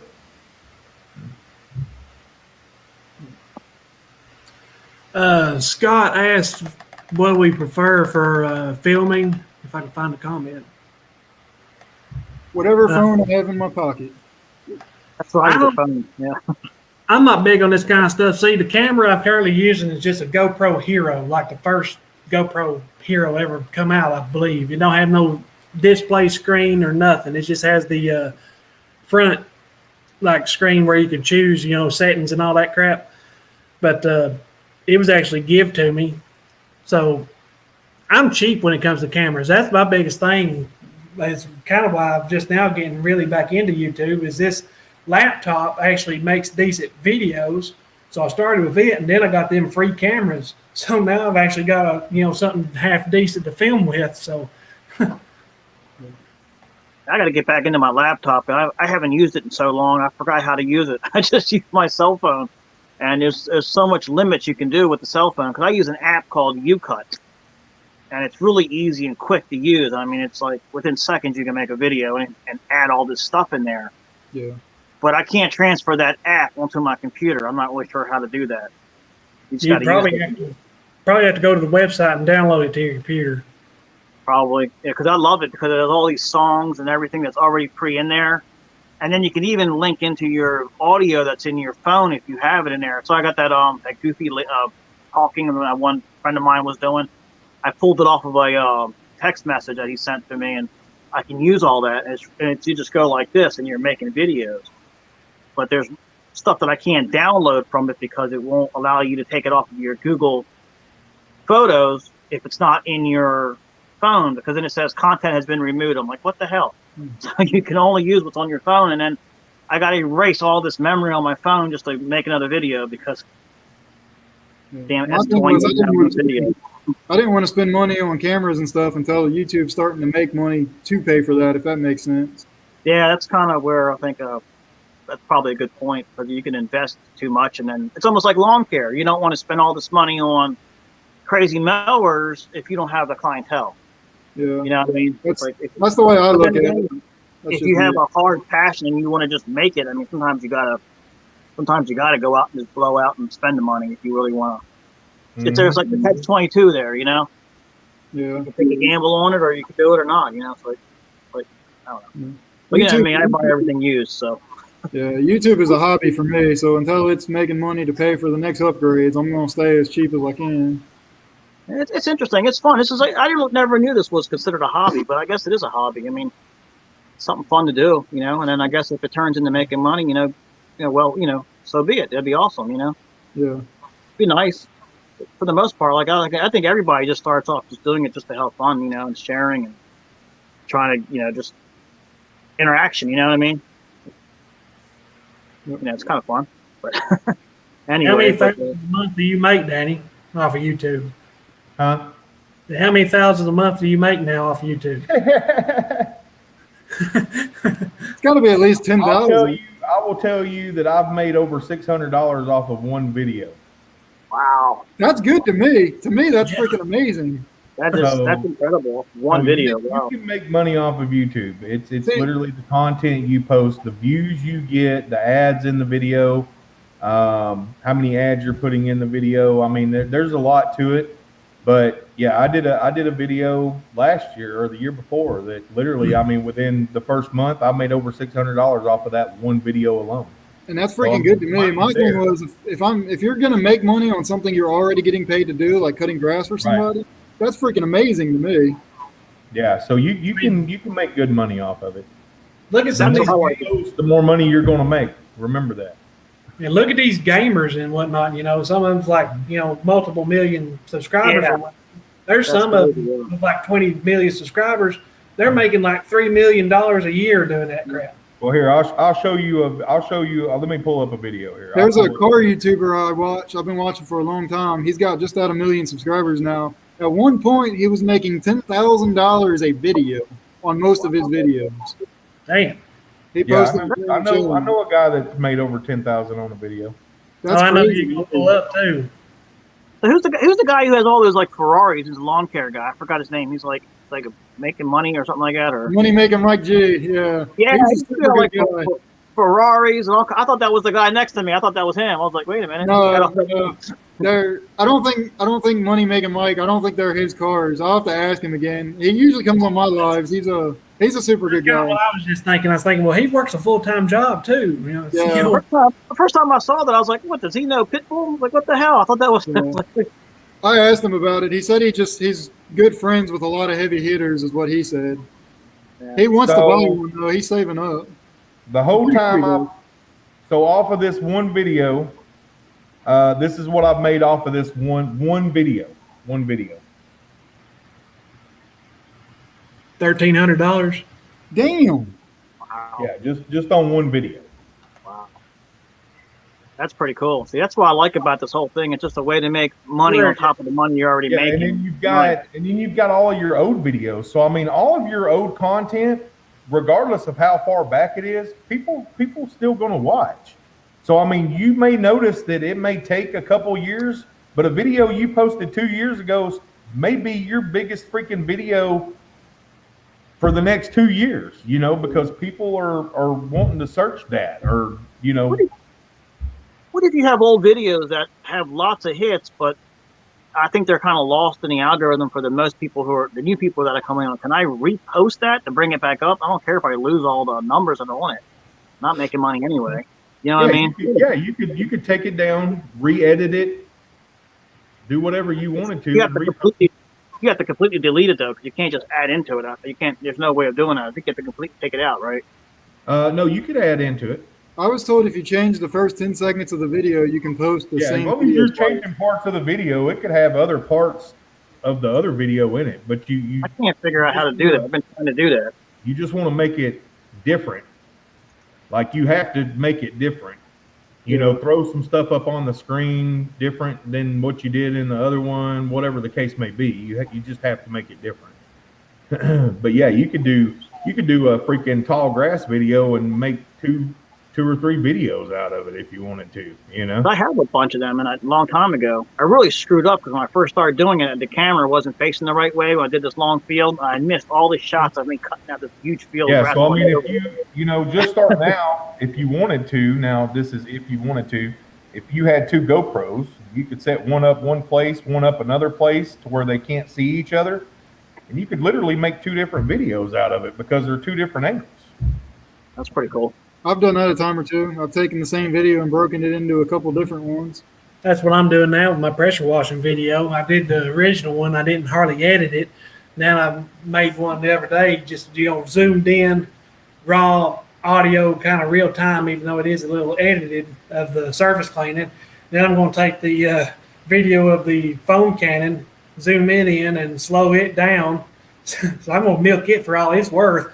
Yeah, now I'm going to tell you that video, that video that's $1,300 has 182,000 views. Holy moly! And I think there's 2 or 3 ads in that video. So if that tells you anything, that's a pretty much what you're going to have to. But that was when the Cub Cadet ZT1 had been out for a little bit. I did a video on it because everybody was still searching for it, and it went freaking crazy. Is that the steering wheel Cub Cadet? No, that's the ZT1. That's freaking the fast 42-inch model that they had. Oh, okay, the home store one that's like looks commercial.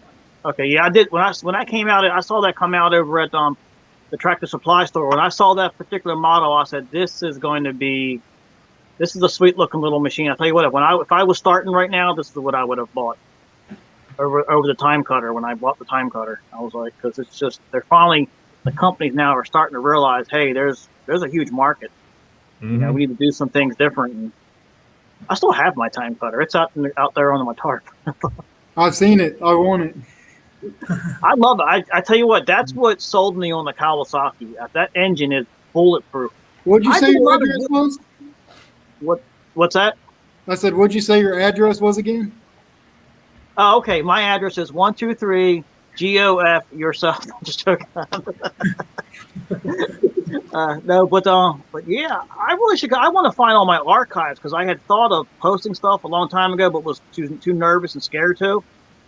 I've done some crazy ass hills that were like this, going straight down with that time cutter, and where I should have had no business even doing that job, but I was starting off and I was hungry and I wanted to take anything I could, and I was having more fun than I was making money on that job. Oh, wait, the time cutter is the sit down zero turn, ain't it? Yeah, it's just. It's the Time Master. I'm thinking. Yeah, you're thinking the Time Master. Well, I'll still take it. That's fine. Shit. Don't say the word Time Master in front of me. I go crazy. Yeah. That's the best mower. I almost picked that mower up and threw it one day. I've gotten 3 of them, and every single one of them is Frankenstein now. I'll take all 3 of them. I'll probably buy another one. Your hands. They break so freaking easy. That's what kills me. You spend $1,000 for this thing, and they can't get it right. And it just frustrates the hell out of me. And I knew I should spend more money and get the nicer one, but it's like, I just can't see spending close to nearly $3,000 on that mower when I can go get the Ferris for that much, you know? Yeah. That's where I get my gripes and spending money. I personally wouldn't pay that much on a push mower, period. I would go out and find a cheap 32-inch walk behind and, you know. I just did that. I was going to say buy a cheap stand-on for that price. 35. My last video, was it $500? I just got myself a 32-inch walk behind for $500 off Marketplace. Guy, he wanted $700 for it. And I was like, man, I don't want to spend $700 because I really want to get that new Ferris 32-inch, the hydro walk behind, like the time cutter. And I was like, well, let me go out and take a look at it. I him-hauled about it, and the snow came, and I said, no, I don't want to get it no more. He contacts me back on Marketplace. Hey, you still interested in that thing? And I thought about lowballing him at like, $400 just to see what he would do. But I was like, nah, he's not going to do it for it. So then he said, I said, well, how about $600? And he texted me back, yeah, sure, come get it. I go get it. That thing's got some issues with it. And so I honestly was not trying to lowball him, but I was talking through the truth about it, what was wrong with it. And I was getting ready to walk away. And it's one of those tricks that you would do, but I wasn't tricking him. I really was going to walk away. You know what I mean? Yeah. And he's like, well, work with me. And I said, well, you take $500 for it? And he says, okay. damn, I wish I had played that game, but I wasn't caring for it. You know what I mean? I wasn't caring to do that. So I got it. I did a little video. I washed it up, cleaned it. That thing looks brand new. I mean, all I got to do is get a new belt on it, and I think it's good to go. I'm going to try to run it. I've been looking for a 32 forever. Can't find them used. You find them and they're gone like that within seconds. You know how it is. You never had the right mower. It's like you think you get something and then you need something else. Then you had that and then you want something else. And then my biggest problem, I don't know if anybody else has had it, but last year the wet ground it's scaring me because I've been putting ruts in yards and I've actually had to go over the yards, like taking the wheel and going over one wheel and then going over another wheel, all the way up and down the yard to get that rut out with the zero turn. Are you going the same direction every time? No, the ground is so soft around here. I can crisscross it, and it's just you get into an area and you're like, oh shoot! The ground you can see the ground moving on you as you're cutting. Right. It doesn't dry out any more than that. What's that? It doesn't dry out any more than that. We've had so much rain in Maryland. This area has just been saturated. I guarantee you go outside right now and dig a hole a foot down, you'll probably find water. Damn. I mean, it's winter time. You ain't gonna dig a foot down here. It's so damn rocky here. But I mean, it's wintertime, and I took my truck in my backyard, moving my trails around, and the ground was moving. And I'm like, this ground should be frozen. Yeah, that's pretty wet. There's so much water retention in it that I don't know what I'm going to do this year. That's why I went into this mower. I might have to just go out and just change out the tires on my Zero and make them wider or something, you know? Put some floaties on your tires or something. I'm thinking about getting that fly mow. You ever see that fly mow? That hover mower, yeah. Yeah. Them things don't cut with shit. No.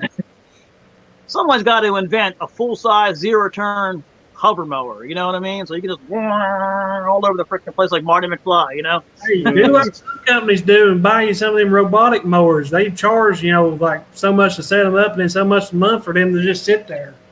Yeah, they are expensive to buy though. They're like I think they're like a little bit over 2,000. I think on some of them, for the nice ones. The dealership that I was dealing with, the Husqvarna, because they're the ones who pretty much invented that thing. Husqvarna. They've had it for years, and I did a lot of research on Husqvarna. I'm a freaking nut. And it's not that popular with anybody, but I come to find out that they're the innovators. I mean, they've had a lot of stuff out there that if you look on a lot of other mowers, a lot of other electrical, this is the key. A lot of the electrical stuff, Husqvarna had it first. And if I'm not mistaken, I would not be surprised these other companies are borrowing their patents, sort of like how MTD and Toro does. A lot of the stuff they have already had, and everybody's pretty much just borrowing their patents to use their products. You know, would not be surprised.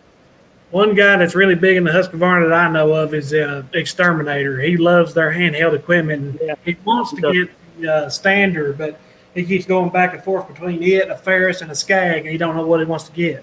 I'll tell you what, I bought a Husqvarna because I like trying new things out. And the first trimmer I actually bought other than the Echo after, I got into the Echo kick was the Husqvarna 525 LS. And man, I tell you what, I wouldn't spend $300 on that trimmer a day in they're the cheapest fill-in made trimmers I've ever touched. Like I'll go buy a Craftsman before I buy a damn Husqvarna. They literally feel that cheaply made. I used the 525L, and it was a decent trimmer, started easy, lightweight, but their heads wore out so fast, and they're like an Echo. When you wear out the head, the damn spring flies out of it, and you got to buy everything. That's what I hate most about it. I mean, the L model has got so little power, but my buddy, he swears by the LST 525. Yeah, see, I took the guard, and after you take the guard off of that thing, even the LST, you take the guard off, you tap that head one time, woo, I mean, you just lost everything. It just totally amazed me. Yeah, my recent Echo head had wear marks on it. Like these would pop out, and as soon as they would start popping out, then I'm like, okay, time to change this out. Yeah. Spring pops out of that. You got to watch that. Yeah. Yeah. Luckily, it stayed in it. Yeah, but it's like I got them. I have them. I like them. I mean, don't get the lows. The 1LT or 189 or 182, whatever it's called. Don't get that. That's just basically a basic home store junk. Don't get that one. That one falls apart. The best one that I've had that Husqvarna makes was the 322, and it's their medium grade. I've had that for 3 years and beat the crap out of it, and it still runs like a champ, and it's light.